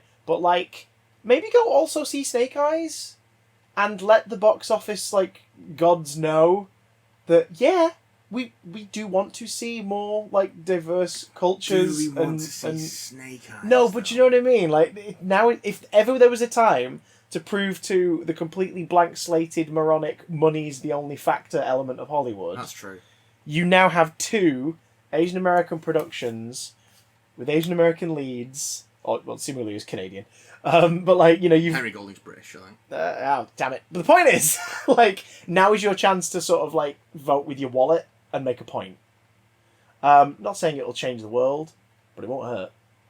And I think Shang-Chi's already on the way to doing that based off of the fact that... Yeah, it's gone pretty well. There was a potential for it to... a fucking word that the internet loves to use, flop. But only in the sense that it would underperform monetarily because of the circumstances, like Black Widow did. It underperformed monetarily because of the circumstances. Guess what? More people are vaccinated, more people are feeling confident about going out. Yeah. And people, namely not white people, have been waiting for some fucking representation at this level for a long time. People are turning up for this movie. So, help out if you can. We recommend going to see it. Obviously, if you have massive anxieties about going back to the cinema at the minute, do not risk your anxiety or your mental health for this. Or for your physical health, based on where you are on that. Like, no. It's not as important as your health. But if you're feeling comfortable, you can get to a quiet screening, whatever you need to do, this is going to make you feel pretty fucking good for 2+ hours. Yeah. It's great. Spoilers! Spoilers. Massive spoiler warning. Giant, big old cuck full of spoilers flopped out on the table in the middle of a meeting. It's inappropriate, but it's there and you have to avoid it! But I guess the biggest thing we have to talk about is the brilliant return of Ben Kingsley as Trevor fuck me Slattery. sideways. Like, I knew he was in it. I'd seen that he was on the cast, but it was heavily downplayed. It was one of those, like, he's not on any of the cast block on the posters. No, which is done on purpose. Yeah. Meaning he is now the participant of 2 twists in MCU movies. He's a twisty twist. This time, him just being in it was a twist. Yeah. Which is genius. But yeah, no, he was always mentioned as like, Ben Kingsley's reprising his role as Trevor Slattery. Yeah. And it's like, okay, interesting. I wonder what that's going to be. And then they have the scene in the middle, which again, like Black Widow, my favourite scene out of both movies was the scene where the families are sat at a table. Yeah. And it's all about the tension and the history between them. But there's that throwaway mention where, like, when we talks about the idea that the names we are born with, the names we are given, are important. The names we choose, that's facsimile. That's fancy dress. Like, the names we are given are important to us. Even if we're being named after an orange. Which is, because he says, because he doesn't deny that he's ever been referred to as the Mandarin, but he scoffs at the fact that someone tried to interpret him and imitate him. Because obviously he's not, like, known, but the Legend of the Ten Rings is a thing you can read about. And the Ten Rings, the terrorist organisation, are like, oh, they're based off the legend. Yeah. And this film confirms that. Now they're sort of offshoots of this. Of this. I guess. Pretenders. Yeah, I guess terrorist cell. Like they are a terrorist cell because he's about conquering. He's not been doing it for a long time.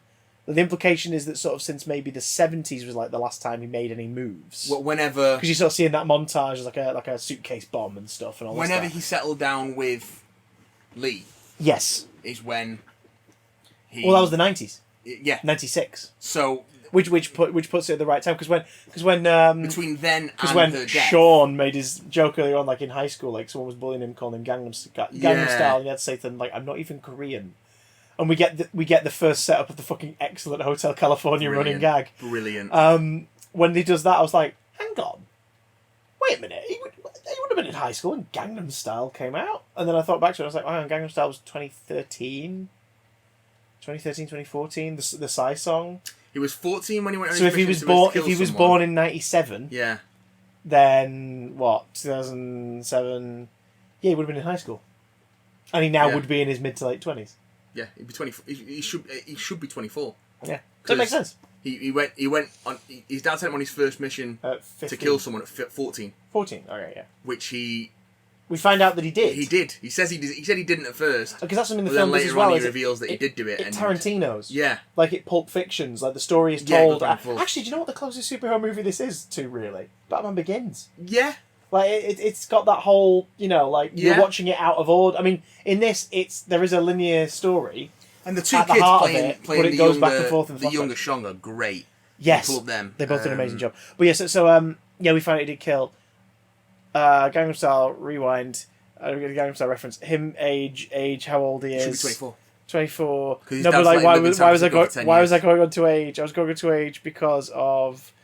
I was in the Mandarin. Yeah, we were talking about the family dynamic. Yeah. So he could have been called the Mandarin at some point, but he makes a point of saying like it shows like how quick to frighten America is that they were scared of an orange dish. Yeah. And it's like that is funny. That is very funny.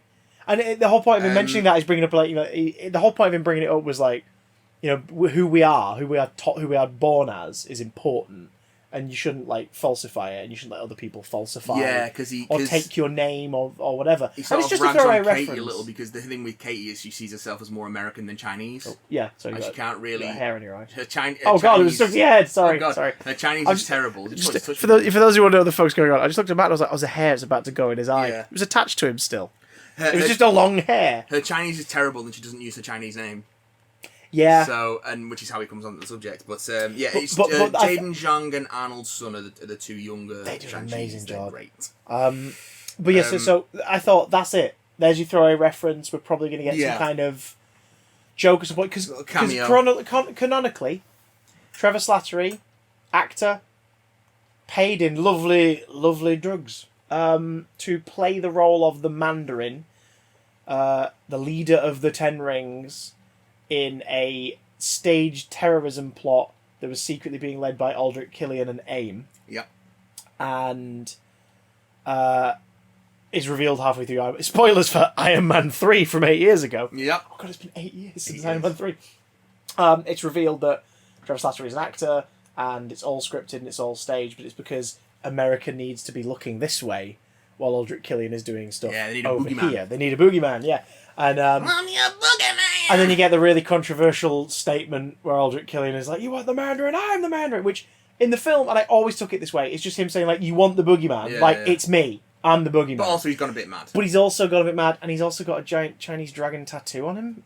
That's sort of like, is this them going? See, he's the Mandarin, kind of. I think he's just kind of he's the kind of white dude prick who'd get a giant Chinese dragon tattooed on him and. Yeah, so, but a lot of people took it as, oh, he's saying he's the Mandarin, that's not the Mandarin. It's like, so then we get Hail to the King, which is one of the wonderful, much missed, I miss suddenly appeared on Disney+. Have they started putting them on there? That one is. They better put all the one-shots on there. I'll double check if any of they are brilliant. Yeah, because we've got The Consultant, Funny Thing Happened on the Way to Thor's Hammer, Agent Carter, Hail to the King, Item 47. That's a really fun one, because that's a little bit of expanded thinking with Sitwell. Yes. And the couple that are using the stolen Chitauri check to like rob banks then show up in Agents of S.H.I.E.L.D. They play a couple of the sort of the staff that you touch base with in a couple of episodes. So it's like, that's a nice little callback. Like they've gone, well, we need a couple of agents in this scene to have a couple lines. Should we bring back the actors from that show? Yeah, fuck it, why not? It's like, that is brilliant. I think it's just all Hail the King. Oh god. Da-da-da, da-da-da, da-da-da, ba-ba-ba-ba-ba. If you've not seen it, it's on Disney Plus, go give it a watch. It's a short film where basically Scoot McNairy, who's another one who's crossed the universes. Yeah. Scoot McNairy plays, I can't remember his name now, but he's a character as well. Like he's actually a Marvel character. He is interviewing Trevor Slattery in prison about the Mandarin stuff. He's apparently been interviewing him for a week. We learn about Trevor's prison life, about how he's doing all right. Like when he's threatened, the majority of the prison rise up to defend him because basically they like him. They like him a lot. He scared the world, so the people who are like bad guys are like, do you know what? Fair play to you, mate. Like you terrified the planet. Like you made everyone frightened of you. Respect. And then you've got the other people who are just like, do the voice. Oh my god, wow! So he's got a comfortable cell because ultimately, obviously, he wasn't a violent criminal, and he's probably been giving them the law information about Aldrich Killian's operations. Yeah. So he's living fairly comfortably in prison, much to the chagrin of Justin Hammer, who's in the same prison, really annoyed about it. Sam Rockwell cameo, yay! And getting Justin Hammer back. That's what I want to know. Oh, Armor Wars. Fingers bloody crossed. Starts Don Cheadle all these. So damn. Well, I didn't like that. I didn't like that. Damn. I didn't like that. Damn. No, it was like damn, as in like. I come from a place of love. Good. You know, place of love. Like, oh, I can't believe. No, that was more like damn. I'm so glad you showed me that. It's really. It's tough, isn't it? It's got to be a bit. It's got to be a bit. They've got good rapport. But anyway. Oh shit! So but then you find out that Scoot McNairy is actually there on behalf of the Ten Rings. Yes. Who basically say that my boss, you took his name and he'd like to have a word with you. So that's how that short ends, which was sort of like sad because it's a really funny short, and then it ends with like, oh no, Trevor's gonna die. But au contraire, love. He not only is Trevor alive. Yeah. Not only is Trevor alive because he charmed them by being hilarious, by like just basically blurting out Hamlet. Macbeth, I think. Just in front of them, and it made them laugh. Not only did he make them laugh enough that he's got, albeit yes, a bit of a dark room underground, but it's a comfortable room with a makeup desk, makeup table, costume, props, and a Liverpool FC scarf. Yeah. So they've obviously exhausted it for him. They've gone, yeah, go on, we'll get you that. Not only that, not only is he clean and fucking sober. Yeah, they got him clean. Because he's got no lovely drugs anymore. Yeah. So we're seeing Trevor at, like, actual functioning full capacity. Which it turns out isn't that much different from... Still an idiot, but an idiot who's a lot...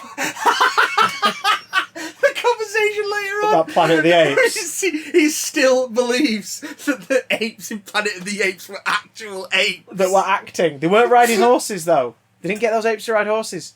They were acting at riding horses. Fucking hell. It's very good. And I love that builds on Hail to the King as well, like, because it's his first taste of theatre. Like, he does his first theatre show when he's a kid. And this story's about him going to the cinema, and it's before that first theatre show. Yeah. And again, it's his mum took him. And that's the whole thing in Hail to the King. And it's like, God, this is so well done.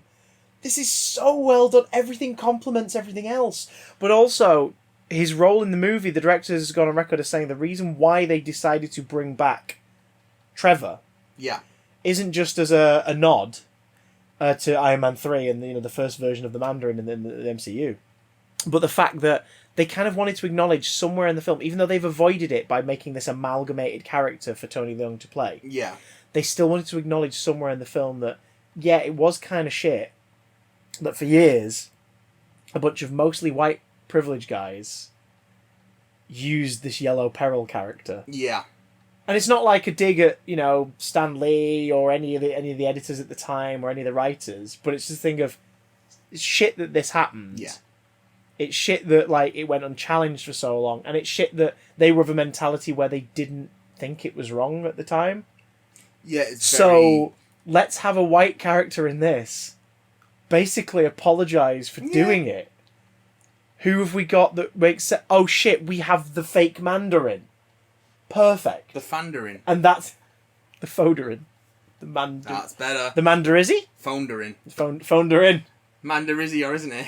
There you go. Hey, that's the one. Print it. But like, it's perfect. And then by bringing him back into the story, they then went, do you know what? We don't just need to make this a cameo. Yeah.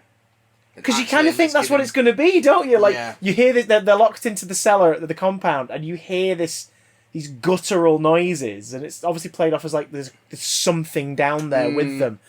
And about 3 noises in, I just turned to Lou and I went, it's vocal warm-ups. And she went, I don't understand what you mean. I'm like, it's not a monster. It's not a monster. I know who it is. Because by that point I was like, oh my God, it's Kingsley. It's Kingsley's voice. It's Kingsley's fucking voice. And it's wonderful to see him play it. He's sort of in a very zen place compared to where we've seen him before. Because he is clean and he's got like really lovely silky hair. Which at first I'm like, is that a wig he's wearing? And then for the rest of the film you're like, no. Oh, right, he's just actually grown his hair out. Okay, sure. And he's got like a little very sort of stereotypical Shakespearean little thespian beard going on now, instead of his big full beard. Yep. But he also thought that he was relapsing. Because he thought he was like having like acid flashbacks. Acid flashbacks because somehow in the cell with him, and presumably it's just been left down there because Wenwu doesn't want to kill it, but he also doesn't want to look at it because it's a reminder. Is a little creature based off of actual like folklore sort of creatures. I can't remember what it's called now, but I looked this up and they're sort of seen as... Yeah, that's what I'm trying to find now. They're seen as like elements of chaos is what they're referred to as. Yeah, I can't... But long story short, it's this tiny little...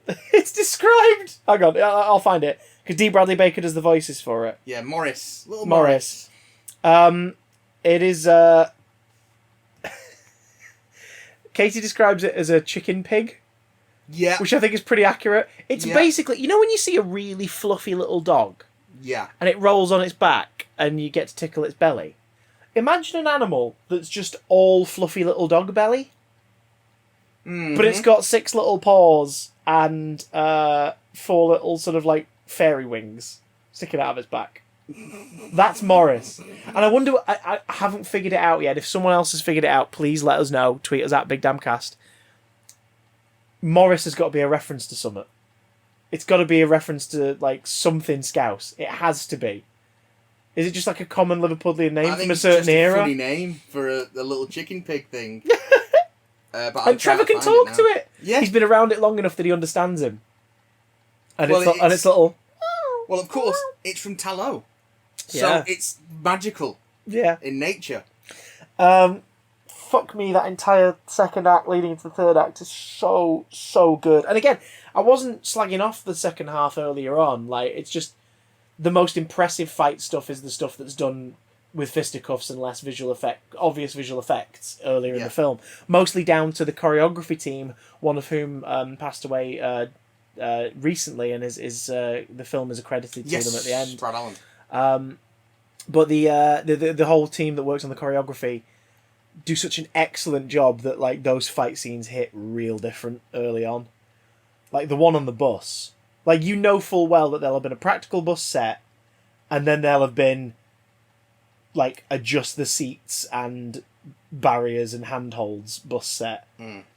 And they've just CGI'd the walls and the travel outside in later. Because there are some shots in this where he's like, Sean's like swinging around the poles in a way where you're like, yeah, you couldn't do that. You couldn't do that in a real bus without the margin for error being so wide that you would break your star's legs. Because he does most of his stunts. Yeah. Simu Liu fucking gets so many another reason why close-ups and wide shots where you go, is so good. Yeah. You're like, that's him. That's actually him. And again, that's not to knock stunt performers. Like, they are obviously stunt performers used in the movie and they do amazing work. And they always do amazing work. But it's just cool to be like, that's the actor. That is him. Holy shit. Like, there's a few in the final fight where it's like, yeah, that's not Tony Leung. That's a stunt performer. But, like, you know, give him a break. He is, let me see.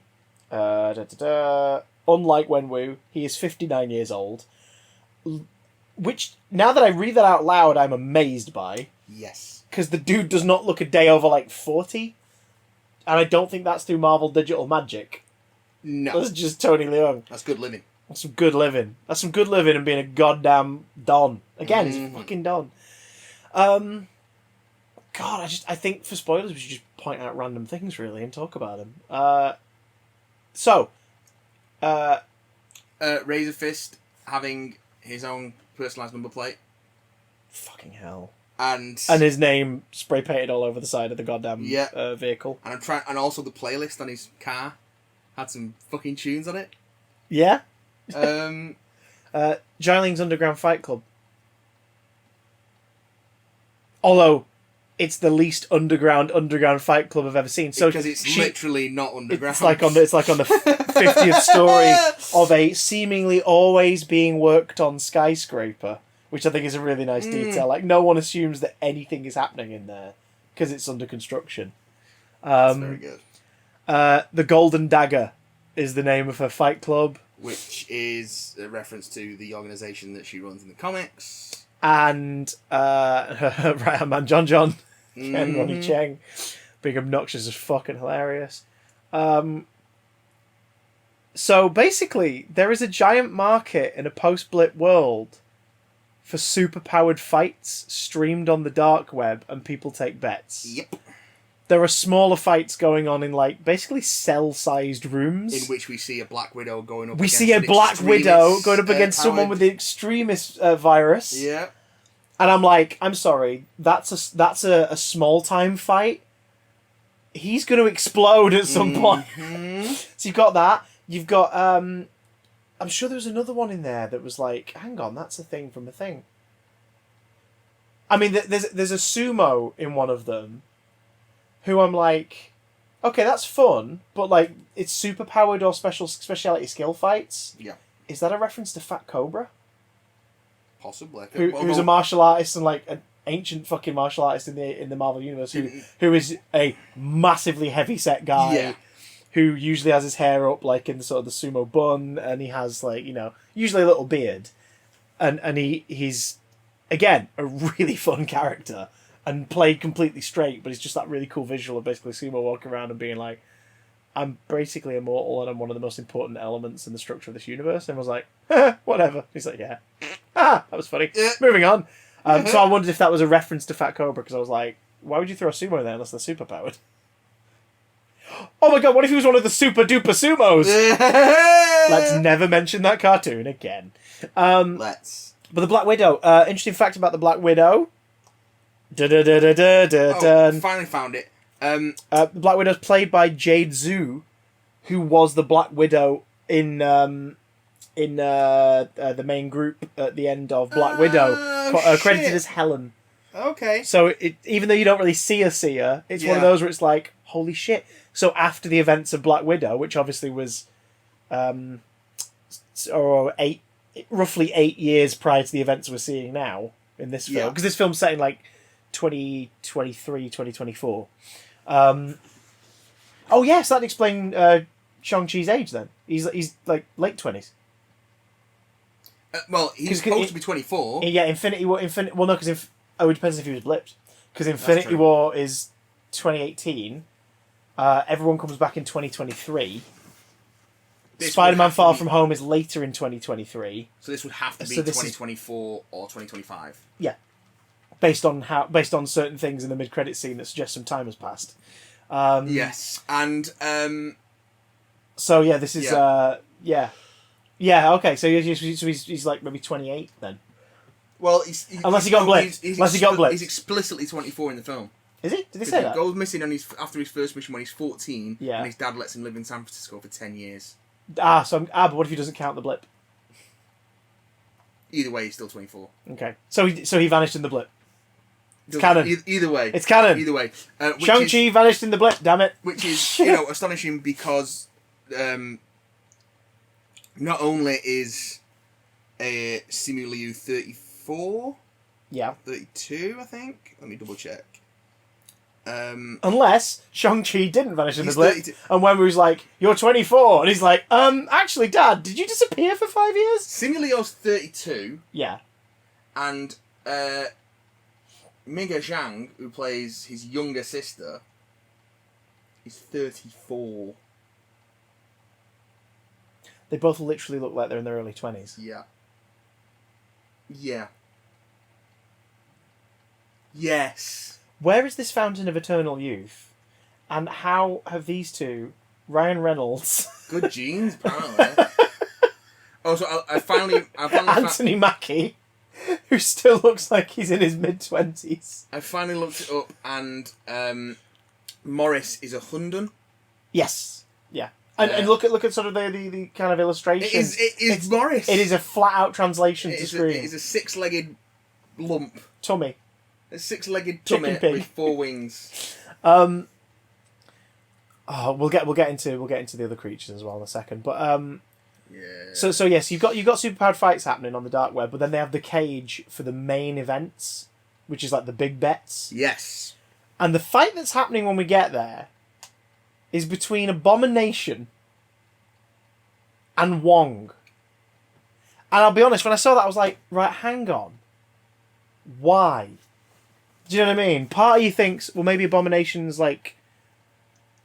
Because the implication is Abomination is completely stuck in that form. Yeah. Like at the end of Incredible Hulk, Tim Roth is stuck like that. He's not changing back. And here, he has, as you said, mutated further. And also, they mentioned, the directors talked about it, he wasn't like the first choice. It wasn't like they went, we want this character and this character. They brainstormed just like, who should we have? What would look cool? And they'd already thought of having Wong in there just because the visuals of like sorcerer magic in a cage fight would look really cool. And plus, by that point, they'd also started thinking about how the movie ends. Yeah. So they went, that makes sense. We'll see if Benedict Wong can do it. We'll fit him in. We'll make it work. In his words, he was glad to be part of a film that celebrated Asian excellence. Yeah. And also with Tony Leung, even though it doesn't share any scenes with him. Yeah. Just really want to be in film with Tony Leung. Just having a CV. Yeah. But then they went for Abomination because they thought that would just look really cool, like a Hulk villain fighting a sorcerer would look really cool. But also because of the future things that are planned for that character. And then they went, can't say any more. Now, we know Tim Roth is in She-Hulk. And he did do the voice work for this, Uncredited. even though it's only grunts. Yeah, it's just grunts, and it's uncredited, but they have confirmed that, yes, that is Tim Roth doing the grunts. So he's probably done it either just like we'll get you in a studio to do some grunts, or pre-production on She-Hulk. Yeah, While we've got you, can we get some grunts? B-roll, yeah. Got some grunt roll. Abomination looks really cool. Fucking really cool. A little Uncanny Valley, like he was the old, but I think that's because he was the first like CGI thing we'd seen in There's the movie. a lot of at that CGI point. creatures in this towards the end, but he is the first big one. And you can see the 2008 Incredible Hulk design in there. Yeah. It's just greener, and he started to sprout gills and fins along his face and back. And he's wearing a little loincloth to cover up his modesty. Which, if you remember Incredible Hulk, doesn't have to. He's got no penis anymore. It's just a giant pelvis. Maybe he's grown one. Maybe he's got cloaca. Oh, good lord. Maybe his penis was the friends we made along the way. But so they have a fight, and what's great is we see they're not in it much longer than they're in the trailer. Like, the scene isn't that long, but you have that bit where they're scuffling, and Wong chides Emil for being too rough, and you're like, wait, what? And then you see him do that run up and go to punch him, which you see in the trailer. But what the trailer does is cut away a split second before Wong opens up a portal, and Abomination's own arm then comes through and punches himself in the side of the head. Very good. And wins the fight. But you're like, and then afterwards, they're having a bit of just sort of like, banter in the locker room. In the locker room. And then they head, and like Wong's like drinking a fucking energy drink, and Abomination's toweling himself off, and then they go through a portal to. It seems to be some kind of like holding pen. It looks like the holding cell that they make for Hulk in Avengers. And they just go through there and then they leave, and there's no explanation. And it's like, well, did they throw the fight? Yeah, the implication is that they staged the fight and pocket the winnings, which then implies that Wong is doing this in his spare time. Is fucking off to make money in cage fighting. Fucking great. It's like, what? Well, we know for all his stoicism, Wong has a bit of a wild side. I mean, he wouldn't say no to a tuna melt. Oh, I fucking love it! And it makes me wonder: does his wild side start because of his relationship with Steven?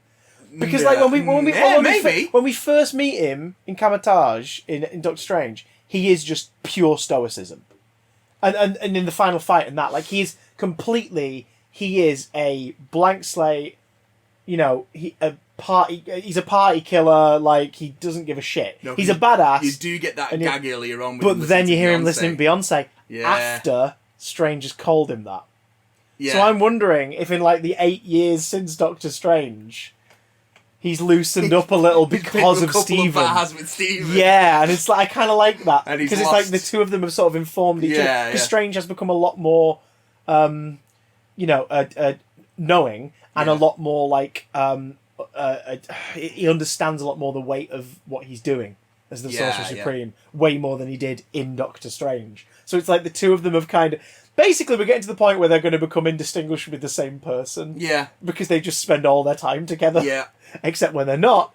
Because when they're not, Wong is setting up random cage fights and pocketing the cash. With the Abomination, who he's probably like getting out of a cell. Presumably has to break out of his the raft or something, and he's like, "Come on, and then he just probably just like, all right, I'll put your half of the winnings in an account for you." Exactly. Yeah, it's like, and yeah, because of course, like, cause then if the raft like, hang on, we've got all this black market thing, we found out on the dark web, like, you're taking part in cage fights. Like, how? I've not left my cell. What are you talking about? But also in his spare time, Stephen Strange is fucking up Forget-Me-Not Spider-Man spells, which we'll find out more about in December. Basically, these two should not be allowed their magical powers. Fucking great. I love it. But I love it. It's just like... it's just a nice little cheeky idea Yeah. That they sort of go through, and I was like, oh yeah, this is, and it gives... The Marvel Universe carries on when you're not watching, folks. Yeah, like, and it just gives these characters a bit more...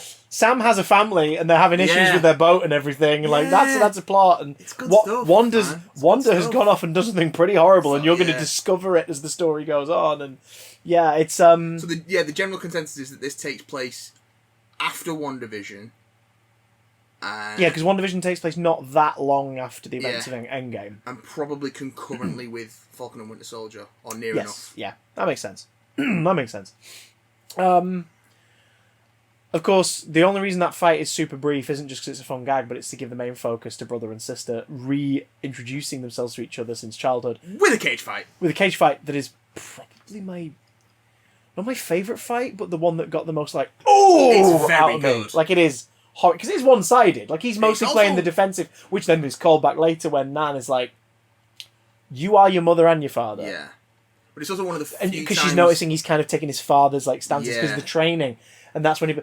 I love that the simple visual switch is he goes from balled fists to the open palm. Yeah. And you see that merging of the two styles that we've now seen from her and obviously her late sister in the flashbacks and, like, what Shang's been doing up to that point. And how quickly he adapts and switches, because it's not just about him being trained, but it's also about him having the natural talent as the master of Kung Fu. Although it's not Kung Fu. They never say it, but they allude to it so much, because they talk about how he's been trained to be like the perfect killing machine. He's been trained to be the perfect assassin. Yeah. You see that he's been taken through every possible sort of fighting style, specifically all the ones that, of course, the Mandarin and his, like... Wenwu and his order have learned over the years, which they've honed because of him over thousands of years. Wenwu was 1,000 years old. Yeah, and it's like, oh shit, okay. And then obviously you have in his room, when you see his apartment, he's got like Kung Fu Hustle posters on his wall. Kung Fu Hustle posters, which is a nod to Guangbo, who plays the old dude in the Archer. In the who gets some lovely moments and then gets fucking killed off! He's the landlord in Kung Fu Hustle. And that is really upsetting when he gets killed off. Yeah. Because you have this wonderful thing where, like, Katie obviously wants to learn, like, the bow and arrow, and he's sort of like, no, not happening. Okay, fine. Alright, well done. And then they're about to go into the fight, and he's like, no. And it's not because he's like, girls can't do this, because this place is very much set up that is not the mentality. It's like, you're ready. You are going to die. It's not. And then she kind of proves to him, and he's like, she's suiting up. The character's name is Guangbo. Yeah. The actor's name is Hua Yuan. There you go. Yeah. And she's suited up, and he just sort of gives this look, and he just goes, "Don't die." Yeah. And he's like, "Come along." You can see that he's not going to be able to stop her. Oh, I love all that stuff. I love that. You know, we are in the 21st century. Misogyny and sexism still, of course, exists because this world sucks. Yeah. But it's not as strong systemically as it was, say, 100 years ago or what have you. But this film still makes a point of, like, saying this shit still exists. Wenwu, in the way that he runs his place, is a prime example. Yeah.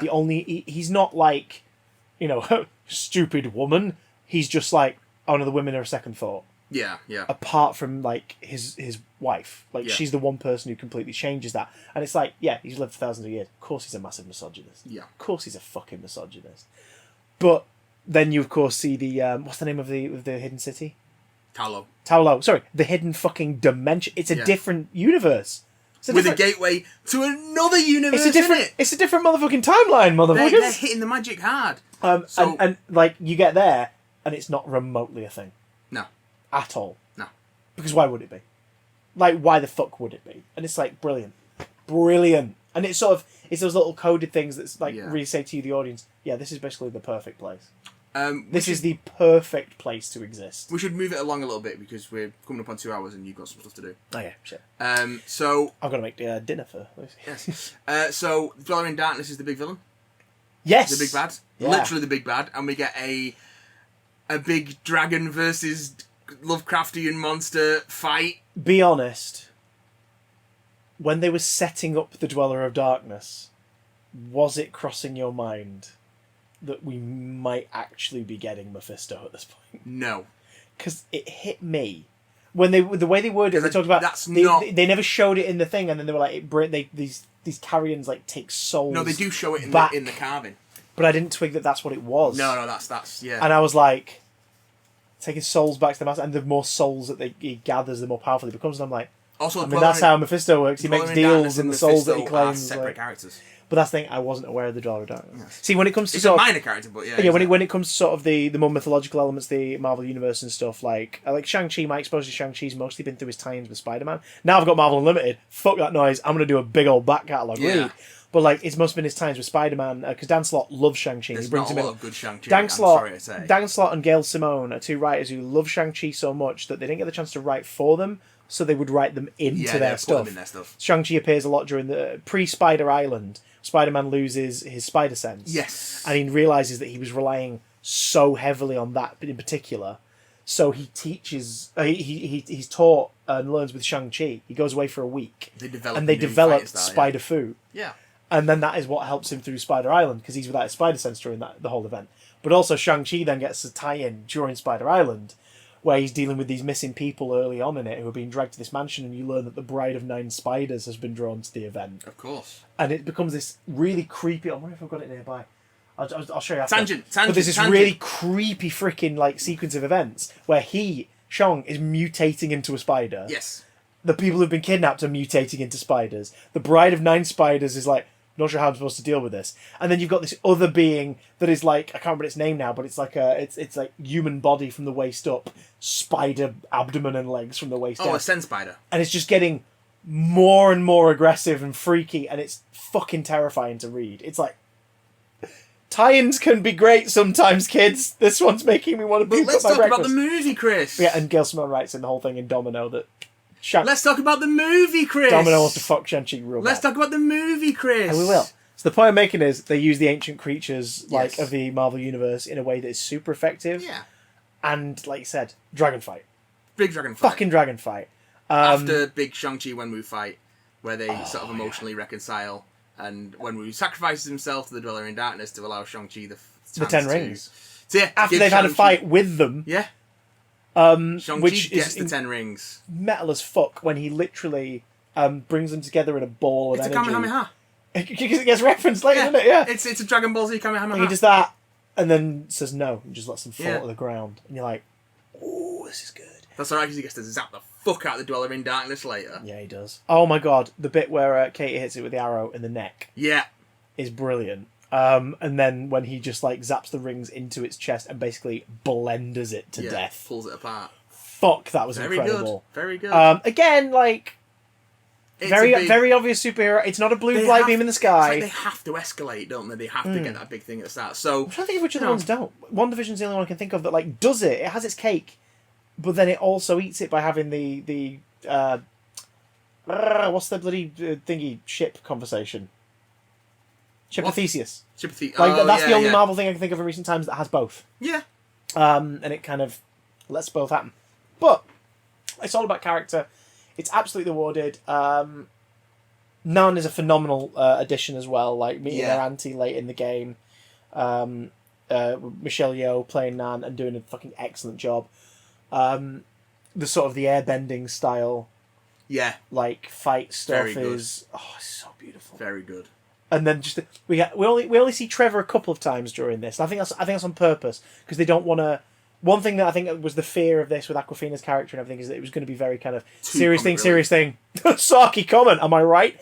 And that happens. It's the Marvel style. But it doesn't happen in the third act very often. No. They let the third act do its thing and they minimise it. So you only really get a couple comedy moments during the final confrontation, which is Razor Fist switching sides after seeing the Death Dealer, who's been like formidable up to this point, just get immediately its soul ripped out and it's just a hollow vessel on the floor now. He's like, yeah, we'll join up with you guys. Yeah. It's like, well done. Also, did you notice that the body armor of all of his men was like a SWAT version of what Wenwu was wearing in the first flashback? Yep.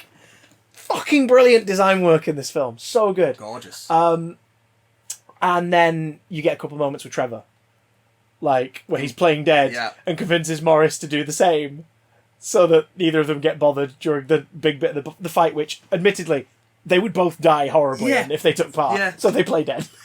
Brilliant. Oh god, the lions. Yeah. Fucking hell, those things are amazing. And also, it's the little foxes with the wavy tails. Lucy went, it's like Vulpix and Ninetales. And it was only after about 10 minutes we both went, oh yeah, I guess because they'll be based off of something that actually is in mythology around that part of the world. Yeah. Fucking idiots. I can't remember the name, but that's a... I think.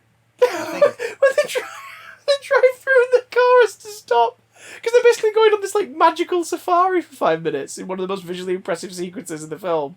And it's just that horse with a reptile face. And it just sort of stops and looks at him like...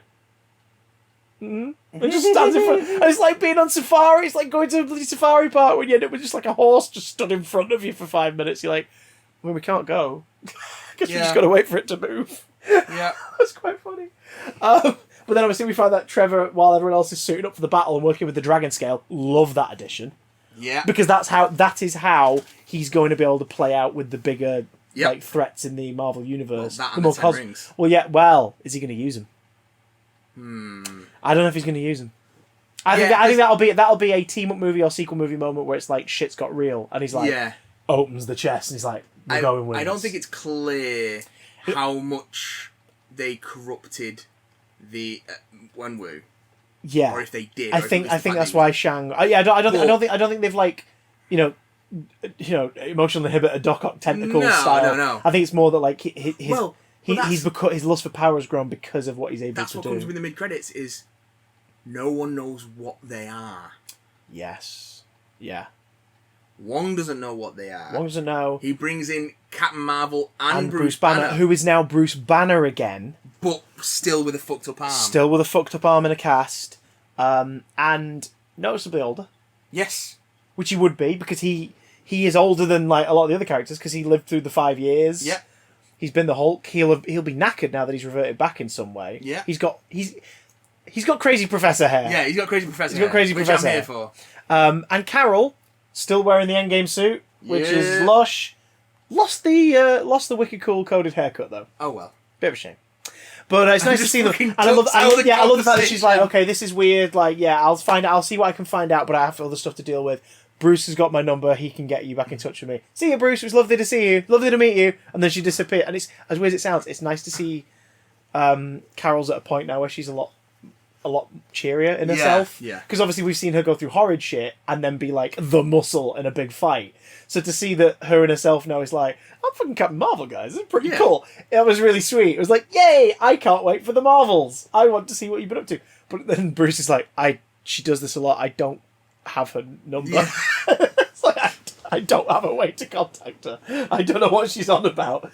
And we've got to have a scene of Mark Ruffalo being confused about something. Yeah. That's just... when did you fall asleep? Party in '99. For God's sake. So we've got that kind of setup like from Wong in the Sanctum that it was when the rings were used to kill.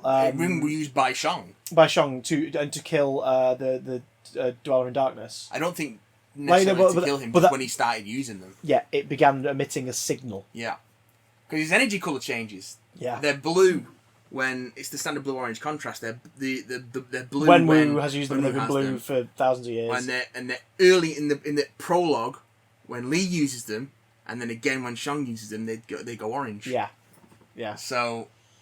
Yeah. Something's going on with that. Something's happening. Well, I mean, he is,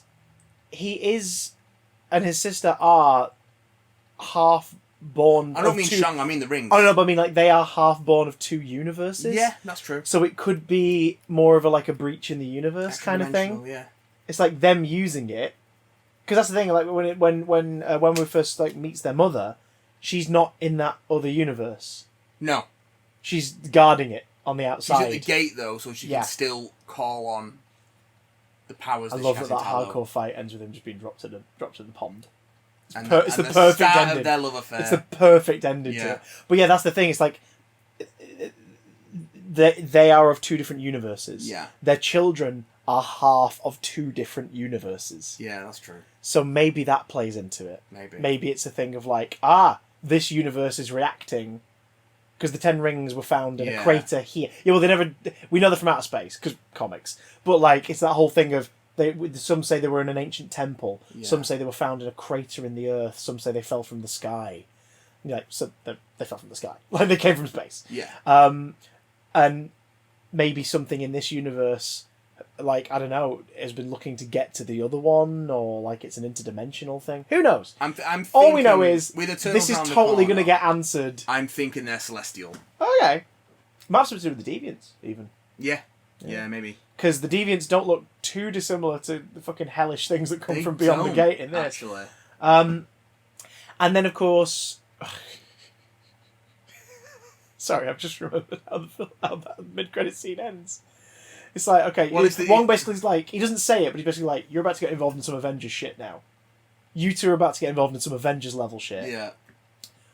Everything ahead of you is going to... like you. He basically gives the Nick Fury. He's like, you're part of a bigger world. Everything's about to change. And then he's like, you better get some rest. And they're like, yeah. Oh! And then the three of them go out and do fucking karaoke. Which is a callback to doing the same thing in the two, film. and also the two Eagles gags earlier on. When she does it on the scaffolding and it works! For a moment. The assassin hesitates for a second, like, fucking what? And then like goes back to... Brilliant. Absolutely brilliant. And then our post-credit scene, setting up that Xialing is taking down her posters, back in her old bedroom. Razor Fist is loyal. The men are loyal. The men and women that they have recruited are loyal. They are building external parts to the compound, including fucking satellite dishes that I'm assuming so they can get like TV, radio, Wi-Fi. Like... connection, comms. They are modernising it. It's covered in graffiti. She is now the leader of what the Ten Rings is about to become. Because the Ten Wings... The Ten Rings... Well, we know what we have for dinner now. The Ten Rings will return. And it's the fact that that's the tag at the end. Yeah. It's a guarantee. We know that Shang-Chi is going to return. Oh, yeah, because he's an Avenger. But the fact that the post-credit scene is the Ten Rings will return. Yeah. And it's not in a like a, oh no, in like a, oh kind of way. I dug the fuck out of this. It's so good. I loved it. Should we speed the email? Let's it's really chunky, so we'll leave it to next week. Okay, so email next week. Next week. Curse you, practicality. Because we're about coming up on the 2 hour mark, so we best wrap it up. Lou's leaving at 2, which is when I can do my audio work, and means I've got to make dinner in the meantime. Yes. But you guys can feed us and feed us well by going to Twitter, following us at Big Damn Cast. You can feed Matt's mind and thoughts by going to twitch.tv/BigDamnStream for a cheeky little bit of Adventures in Backlogging. You still on for Devil May Cry 5? Yes. I know they said Far Cry 5. That's coming towards the end of it. Devil May Far Cry 5. It's where Dante's going to work his way out of a religious compound. And you could also straight up feed the beast. Patreon.com/BigDamnCast. Help us keep the lights on so that we may eat light bulbs for dinner. If you want to email in, bigdamcontact@gmail.com, send them in for next week. We'll do the Shang-Chi email next week, and we'll also do a bunch of other Shang-Chi stuff if you want to say it, as well as What If, Catch Up, Rick and Morty finale. Anything else? No. For those listening along at home, Matt just shook his head. No. I think that's covered it.